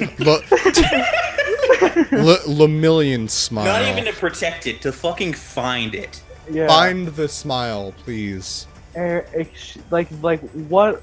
I don't feel. I feel like I haven't been endeared to a character so quickly. I feel like it just kind of like hit my fucking Dad gene. About about gotta protect the cute daughter thing. Like that's I'm so weak to that trope. I don't know. It's because you have a weird fondness with little girls. You just can't help it. Stop. There's a strange. I'll back Skylar up on this one. Like when she finally smiled, I had the biggest smile on my face. No, of course, no. It's a great smile. I'm just saying Skylar has a conflict of interest. It's when we see it and say I want to share it with my friends and family. I want to see it grow up healthy. Yes, I would recommend it to my friends and family. Yeah. What is that even from? What is? I don't know. I feel like the context it almost looks like it's from like a job survey thing, but I don't think that's. I don't understand how that works. I want to see this company grow, and I would protect it. Would you? I want to protect it. I want to talk. Remember fucking. Oh man! All right, we jumped past her because I was like, all right, where did they meet? And I forgot. Like I was like, all right, they met at first during the whole like patrol. But the patrol was after Night Eye, which we didn't talk about Night Eye at all. Oh, yeah. Man, Night Eye is so fucking cool. Yeah, Night Eye is All Might's old sidekick, which I didn't even, until they mentioned that, I didn't even consider that he had a sidekick. I was like, oh boy. And it's foreshadowed before, like, because in the anime early on, because like I mentioned, I was rewatching with my girls, so, like, I saw the stuff that I forgot about. When All Might first talks about the people who know his quirk, he mentions a couple of people, and one of the people, like, who's the whole, like, you know, shadow, like just silhouette you see, it was like, oh, that's Night Eye. Oh. Which and oh god, when he first shows up and then you find out that Night Eye is also just a massive All Might fan. Yeah. Fucking weeb. As being an All Might otaku, which I think is really funny. that when he meets Deku, he asks him obscure All Might trivia. It's really good. Well, like he's like, nice to meet you, and he does the All Might face. It's like you think it's good to mock him, and then he's like, well, no, this is the face specifically that he did on this and this occasion for this and this, and they mark out about that. Yeah. And then I don't remember if maybe you guys can tell me about, but there was the whole test that Deku had to go through. Yeah, and he was like jumping around for something, and then like he was gonna fail. It was like, no, I didn't do this specifically because if I jumped over there, it would have ruined your All Might poster. And it's like, oh fuck. Damn, he's so considerate. I remember that too. Yeah, that was funny. What was the test? Do you remember any? Either? It was. I think it was because I forget what Night Eye's quirk is. He could see. He could see. Yeah, he could see in the future. The test was to land a hit. Yeah. Because in my brain, I thought it was to grab something out of his hand, but I don't think that's what it was. Yeah, I think it was. Yeah, to just hit him before the. I think it was. I think it was 7 minutes. Yeah. But also, and you see this in like a later chapter, but I like the idea of there being a word that Deku uses to describe photos of All Might, and it's rare mites. Oh yeah, we're talking about he's in the gear. Or whatever. Like how could I've never seen him in support gear? What is this rare mite? Yeah, I remember that. That was good. That was probably like a translation thing, like the added. Yeah. But I like that. That was good. Yeah. I want to see All Might Pepe now. The rarest Pepes. Stop, please. Yeah, stop I'm it. gonna stop See, you there. Then No. you get to who was the third one? It was like the three people who like did the provisional like stuff that they really showed was Deku, Kirishima, and who was the third? Best Genus? I know those. What?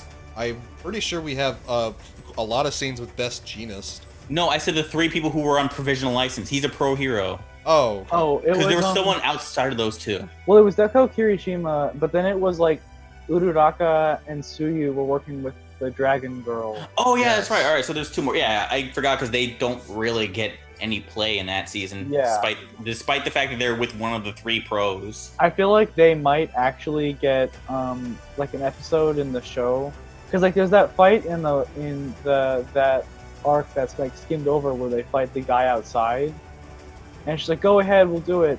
I feel like that fight might actually they might actually do it in the show instead of Yeah, having probably. it happen off screen. It'll be a little filler thing, but it'll still be a cool fight. That Sun Eater fight though. Dude, Sun Eater's quirk is fucking awesome to me. I really Yeah. like it a lot. It's like I eat shellfish all the time because it's super helpful.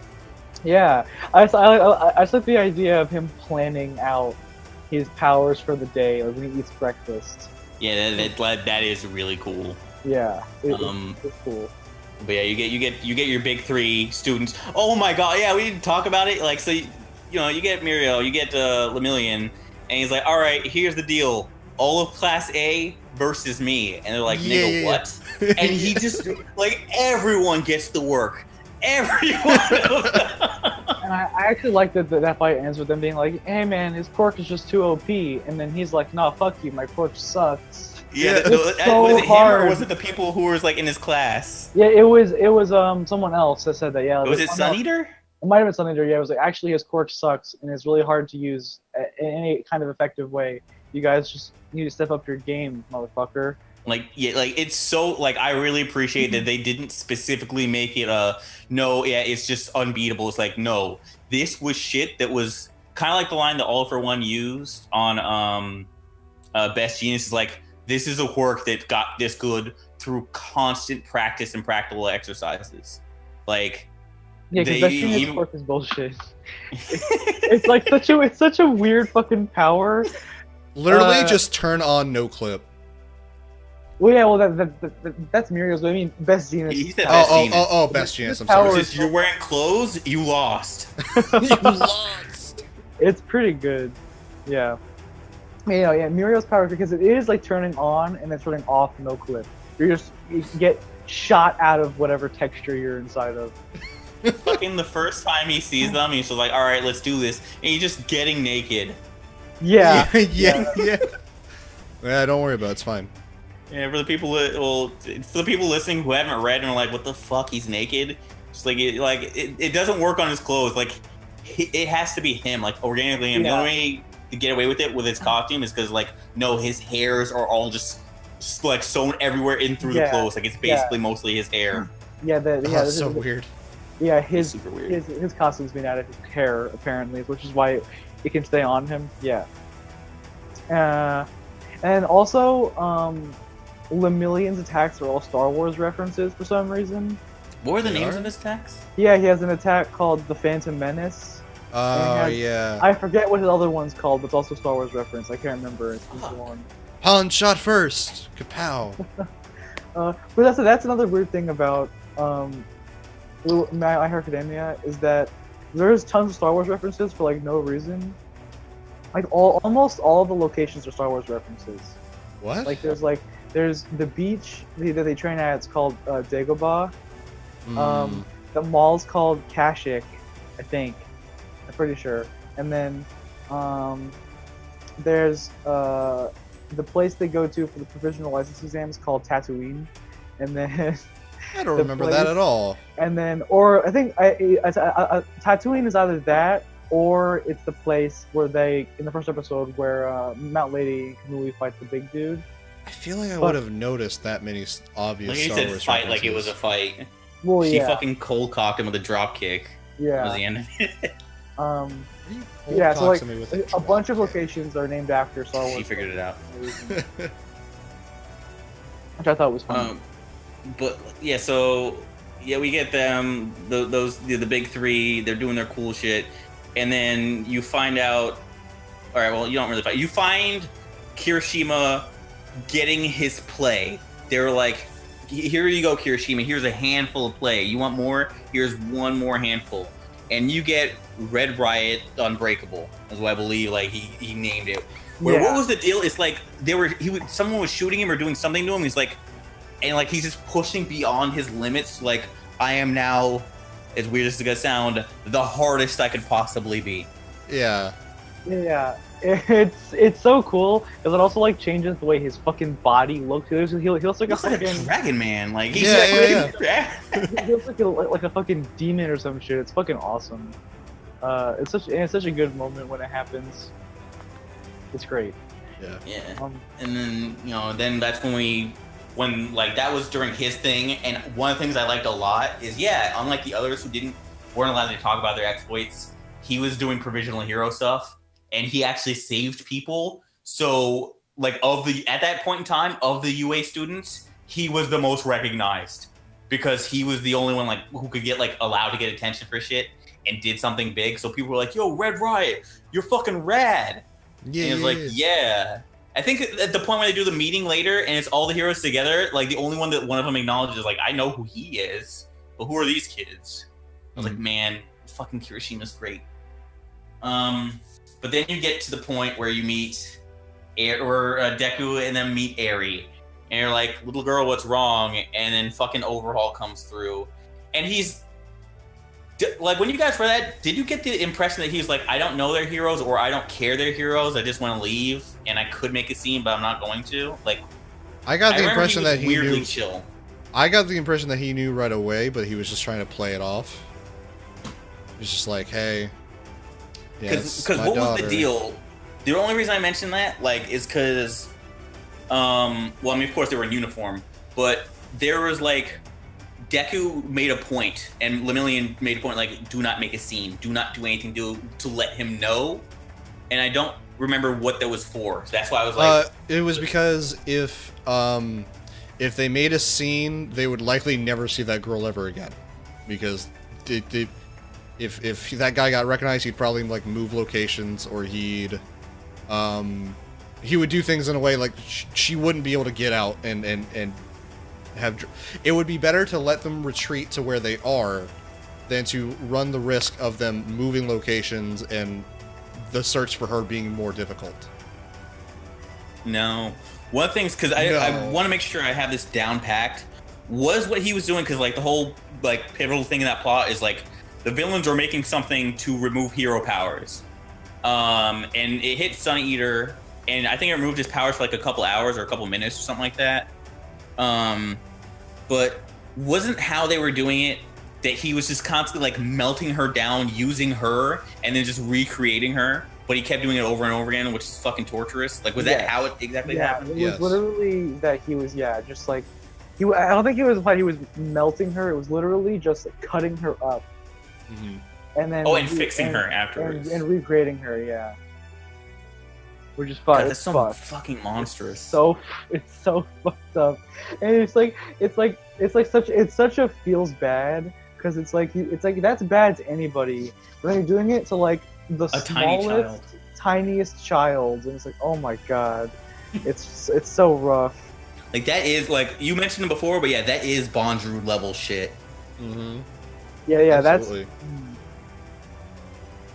Actually, like, so as far as a moral principle goes, is it worse? Because his is like, I want to further my agenda and take power, versus Bondrewd, which was evil, was like, a lot of this is for science.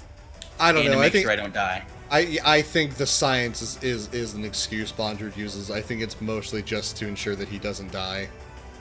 Well, I think the thing with Bondrewd is that not ensuring because he already succeeded in not being able to die.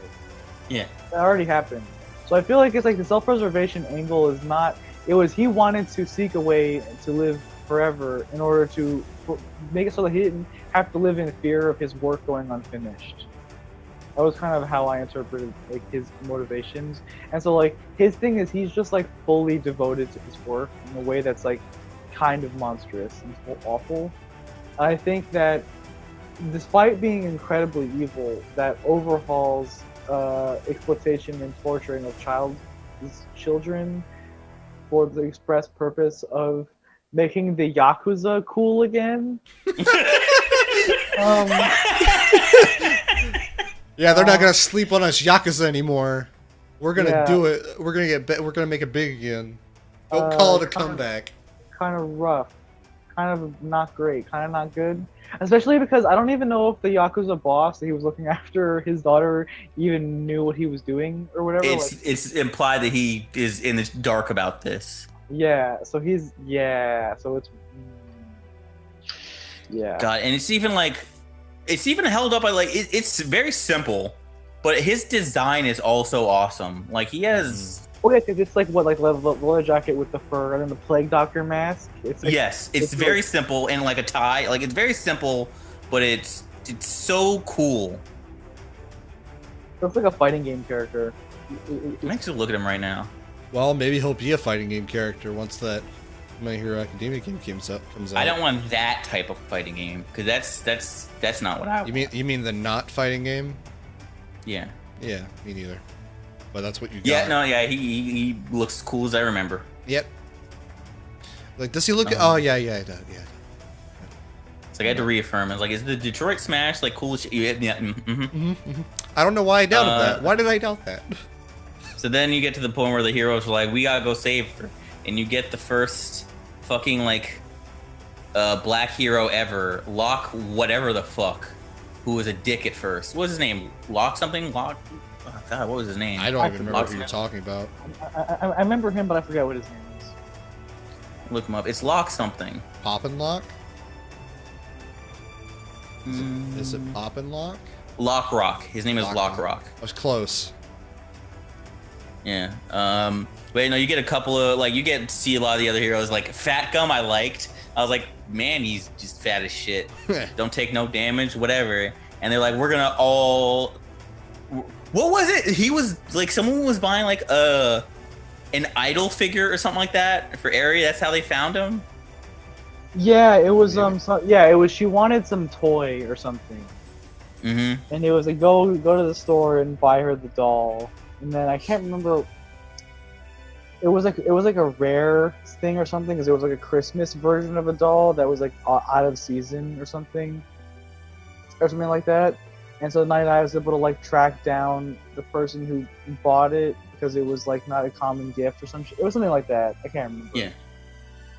So then, yeah, the heroes make their grand plan, and they're like, we're gonna make an attack on the. What were they call themselves? They were the 8 something. Was the 8 precepts? Oh yeah, the 8 precepts. Yeah, that was it. Like, is that like the triad? Is that like a triad? Is that like the 6? Is that like the road? The 6, you know, like Drake is from the 6. No. In Toronto. Oh, Drake. I thought for some reason I thought you meant Drake and the 99 Dragons. Wow, I thought you were gonna say Drake and Josh. No. You went for like the most obscure Drake. Jesus. Oh man. Oh yeah. Why? Well, because Drake and the 99 Dragons is like Japanese, I think, or is he Chinese? I don't know what he is. I don't know. No one cares. But yeah. Oh. Yeah. So anyway, you get into a point in the show where it's like, do you like action? Here's a lot. There's so much. There's so many fights. Still, like, at this point, my favorite fight is still Fat Gum and Kirishima versus Rappa. Like, it's pretty good. Holy! You told me the other week you didn't even remember. It's pretty. It's all right. It's pretty good. Unmemorable. I'm twice. Remember, I'm 2 people at once. Anyway, yeah, no, like that whole point is filled with so many good fights. You get Sun Eater versus like 2 people. I don't recall who they were. They're probably 8 precepts. One of them was one of them was the maze guy, right? The maze guy wasn't directly fought by anyone. He was just shifting shit. And then I think it was like the villains, because it was Toga and Twice who were on loan. Yeah. weird enough. Yeah, You're like not alone. man. Like, oh man, I loved how Shigaraki handled it. I was like, we'd get our asses kicked at first, but we need what they got first. So yeah, like they went in there, they did their shit. And yeah, I believe they killed the maze guy. Mhm. After Toga attacked Lockrock and like tried to attack someone else. I think she was stopped by Eraserhead. Aizawa? I don't really remember that specific part too much. I want to say there was a Deku interaction with her or something. Like, maybe. I can't recall directly, but... It probably, because she did like him a lot, and she was like, oh yeah, that's right. She called him like Deku baby. Yeah, and was running at him like naked because she shed the fucking like false skin, whatever her power is, like let her look like Lockrock. And then she didn't show up again until later when she used Deku's blood that she got during the provisional license exam to fool Uraraka for whatever I don't even remember why she did that. But she had to do something. Maybe it was just to get away. You gotta kill the sexual competition, dude. She didn't kill Uraraka. She probably tried. She tried before, not there. Anyway, yeah, you get your Sun Eater versus two of the precepts. That's good fight. You get Rappa versus Fat Gum and Kirishima. Phenomenal fight. That You fight get is the so one good. guy. You get the one guy who's the maze thing. Not even a fight, and it was like. It was Overhaul and two dudes versus Lemillion, and he was fucking them. Like... Yeah, they actually had to cheat to win. So good. And then even after, like, you got no powers, bitch. And he's like, fuck you. Well, he doesn't say fuck you, of course, but he's Yeah, he has to make sure to fucking on not him. swear in front of the child, you know. Yeah. Yeah. God, But he's Actually- still fucking on Overhaul and his peoples. That panel where he like is like he is like with Eri or whatever. It's like a hero's cape is for like wrapping up the.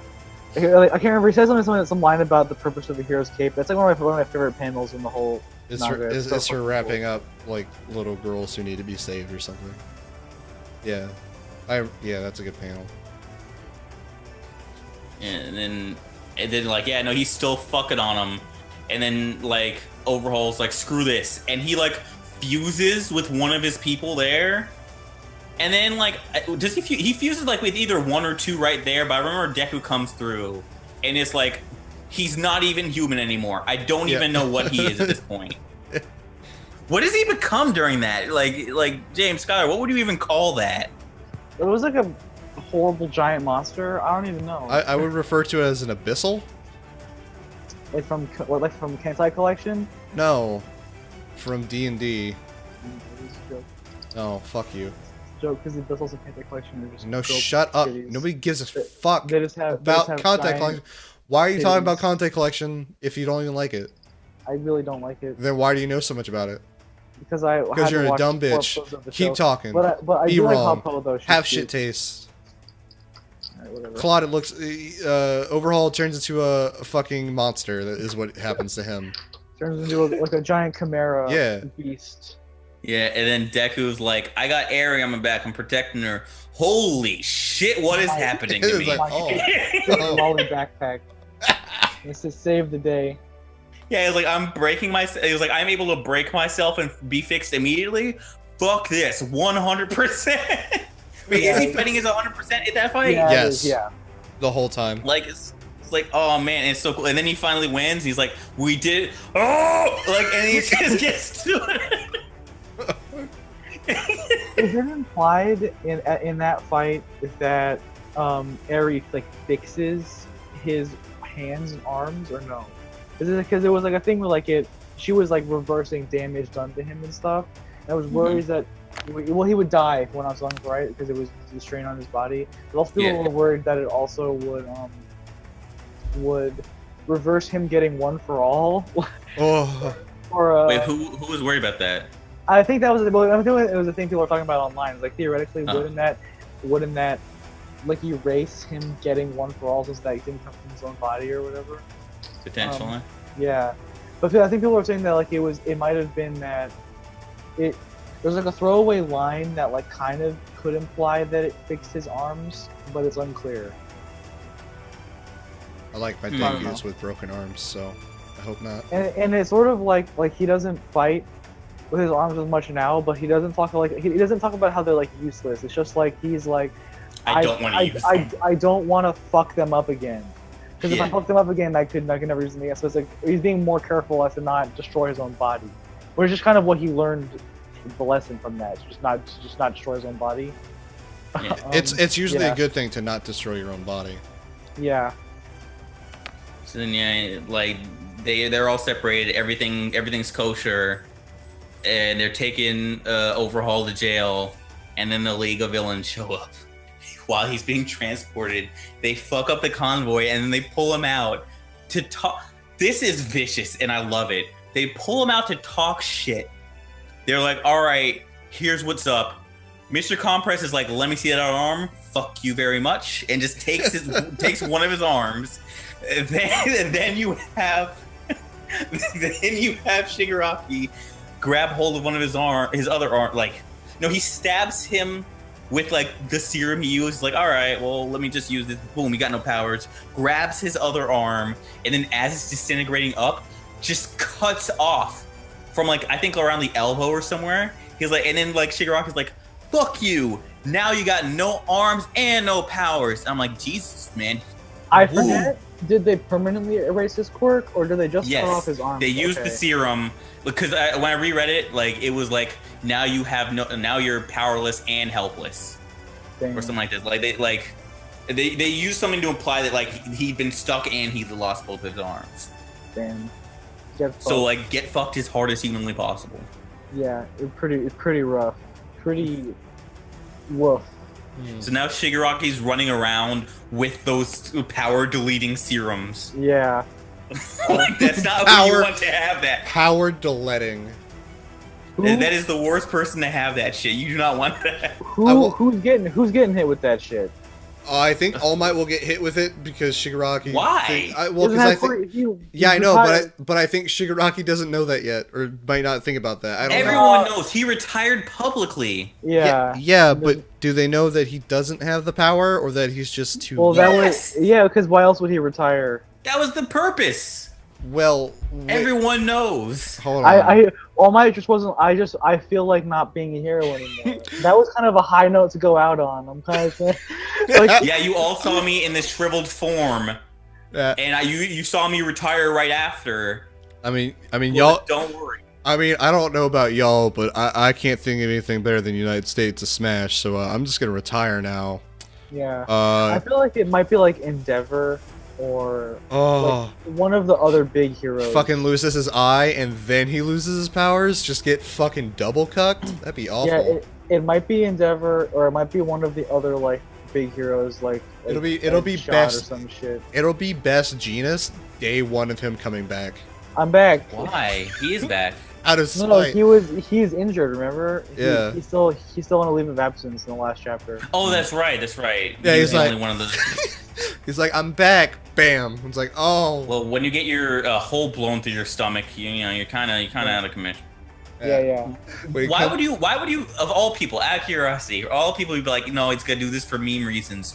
Why pick Best Genius? Shigaraki didn't even fuck with him. They didn't even meet. Because it's funny. I like Best the idea of Genius somebody gets coming shot, back. and then he literally can't take his pants off because they're up to his eyes. He's Mhm. trapped in his pants forever. I just like the idea of somebody coming back from like a near fatal wound and then immediately gets fucked over again. I love that. Man, I feel bad for Ragdoll. She's back. She's like, I got no powers, but I'll work on a computer. Like, Ragdoll, you're so sweet. She literally Paralyze her, and now she's the new what's it called? Oracle. She's Yeah, Oracle. she's Oracle now. Ragdoll deserves better. Ragdoll's a thought and deserves nothing. Shut up. Does she breathe? Does she breathe, Claude? Exactly. Sit your ass back down. Anyway, I think Deku will be one of the main targets of the letting serum. Oh yeah, no, Shigaraki has a hard hate boner for him. Oh yeah, it's gonna be great. This is one of my favorite things from like the like we're saving Bakugo thing. Like he sees him like and Bakugo escapes, and Shigaraki's like, why? Why are you always here? like he's so upset by it because it's true. Anywhere Shigaraki is, he keeps running into Deku. He's like, come on. What the fuck? But yeah, like so that happens. Then you meet. So Skylar said.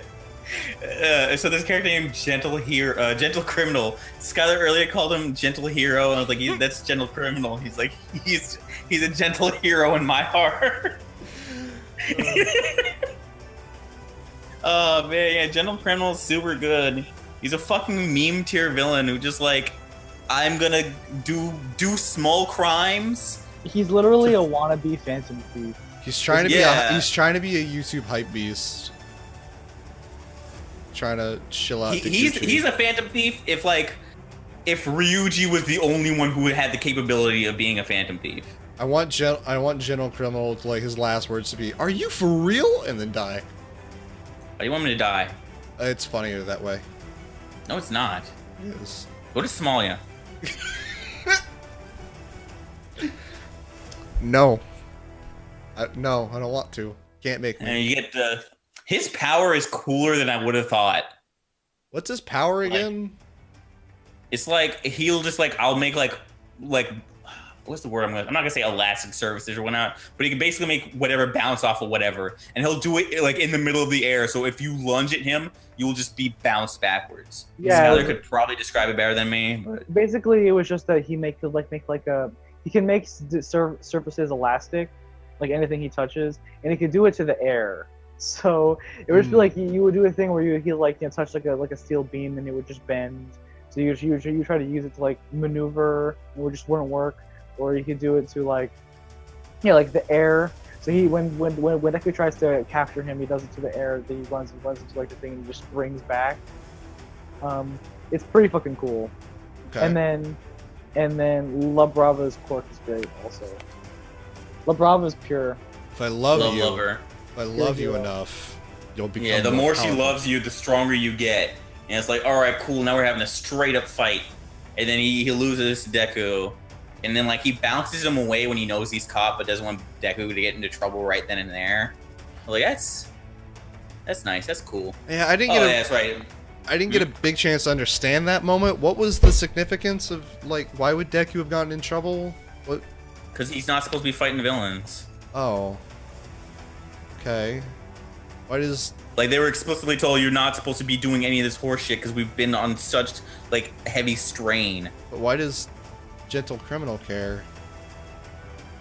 They like had the same ideals. You're like, you're very much like what I am. Like, be good, young child. Man, Deku sure seems to be able to relate to a lot of villains. Oh. Because most of them have ideals of some type, and like it's just like, because what was it?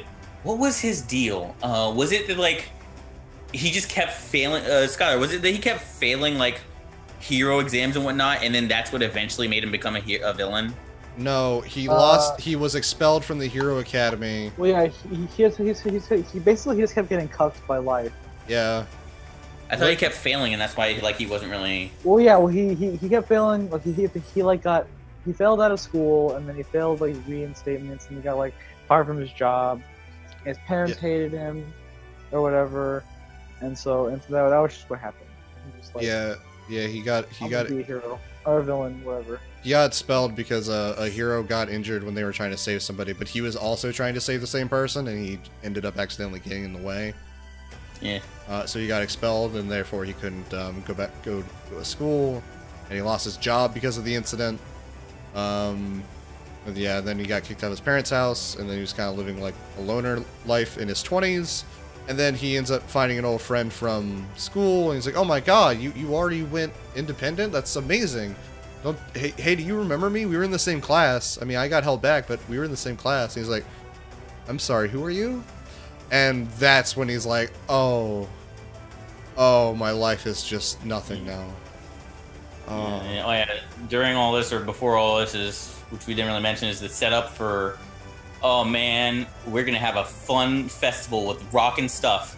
And this is the part I'm excited for the show, because I am under the belief the writer got sick or he ran out of time, because there are straight up panels in like the chapter that they're doing the whole concert. Just The reason- unfinished. The reason because of that is because it was during Golden Week and he didn't have enough time. Okay, so that was it. I figured it was like, because the only time I've ever seen that is like either A, he is sick, but people are sick or meeting deadline, trying to hit deadline still, or B, it's just like, no, they did not have the time. Yeah, it was Golden Week and his How does Golden the Week deadline was affect him? it was I forget exactly what it was, but essentially the deadline was way stricter than it should have been, because there had to be a chapter out on that day. And it was, and I think it wasn't normally the day that My Hero Academia is usually put out, so he just didn't have the time, or something like that. But essentially, it was just that because of the deadline was tighter than it usually is, we didn't have the time to put out to finish the chapters and stuff.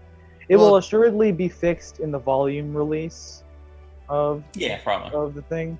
But when it was put out, it was unfinished, unfortunately. Well, it's fine. It still turned out great, and it only shows up towards like the very butt end of it. So, but it's still something that was like hyped up for a while and meant to be an over the top thing, because what they did show that was fully done looked fantastic. So I'm super hyped to see that animated. That's for next season. But yeah, they're doing all that, and they're like, we're gonna return this smile to this tiny child. You'll see. You'll okay. see. Well, I've never smiled before. What's a and then smile? I don't remember how it came up, but he was also like, Deku being the good boy he is like, I wanted to make sure you got a candy apple. So that's what I was doing. Yep. Deku's good boy.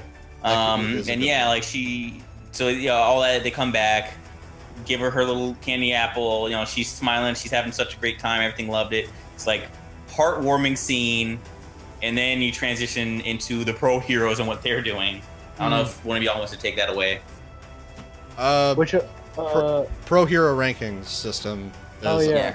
I mean, it was cool. What's his name? Hawks. Yeah, Yes. Hawks. Hawks is cool. Hawks reminds me of people I know in college. Oh. I was like that line he has about how he just wants to, do nothing and stay at home and roll a joint and hang out. That's like 85% of my friends. I thought that was pretty funny. Damn. You get your number one endeavor. Yeah, Mhm. Endeavor. Best Genius number 3. Yeah. Soon to make a quick recovery. Soon to. Hawks is the obvious standout from that scene, because he was the guy that kind of stole the spotlight from everyone else, being like, Yeah, this because everyone system- else was like, I want to do my best, or I don't believe I deserve this spot, but we'll see. Yeah, and then he was like, "This system is dumb, and no one should care. Everyone's posturing and saying the things everyone expects them to say, basically." Right. And honestly, it feels like he just wants to build hype. Yeah, it kind of came across that when he explained it later to Endeavor. It was like, oh, well, you guys are all just saying the same boring stuff, so I decided, I'll add a little bit leaven of it up. spice. Yeah. Bit of spicy meme boys. Oh, also And then- Endeavor, team up with me. Yeah, and then at the end of that issue, you get I forgot what its name was, but there was a new Nomu. Yeah. Well, No- no, it had a specific name though. I think it's just called Advanced Nomu. Wasn't it called like Advanced, like something like that? Like I'll go to the actual chapter while we're It was, talking. it was some form of word that was like better. Shin Nobu. Yeah. Anyway, this Nomu looks like it's made from Kurogiri. That's what my brain is telling me it looks like. What's Kurogiri? Oh. Which one's Because Kurogiri? What? James. Because Kurogiri is Warpgate. Warpgate, yeah, the weird Shadow Man, which is Oh, yeah. Okay. yeah, His name is High End. high end. Mm. Yeah. So that's cool. Yeah, he's got the Kirogiri eyes, but Yeah. like that's. We'll see if he has like Kurogiri's quirk and like eventually. Well, we're seeing his quirks right now. He has so many right now. Well, I know, but like if he pulls out Kurogiri's quirk during this fight, then we'll know. But he looks like him a lot. Like he's like black. Like he has the eyes. He's black and he has eyes. Quality I'm observation. Kurogiri. Yeah. I'm high end. You would be Kurogiri out of the three of us. No, I wouldn't. Yeah, you would. You're evil. Like I would not like be like attending to Shigaraki. I'd be doing my own shit. Nah, but if it was one of the three of us, it'd be you, man. Let's just be like, that's basically saying which of the three of us would be a villain. You like, think that's too raw. That's like you think I'm smart enough to be high end anything? Yeah, exactly. Fucking got him. Yeah. So now we're like, all right, they're doing team up. Like, we've heard stories of no moves. The black ones are special. The black ones are they're to be worried about. Not weird, these white no moves. I don't remember white no moves. Like at all. There's literally every no move they showed it except for the first one. Oh. And they were like white or gray or whatever you want to call them. Oh. I remember during the anime though, the other no moves they showed were black. No, they were not. What? They were all white except for the first one that fought All Might. Yeah, the first one that they fought, that All Might fights has white skin. Oops, sorry, black skin.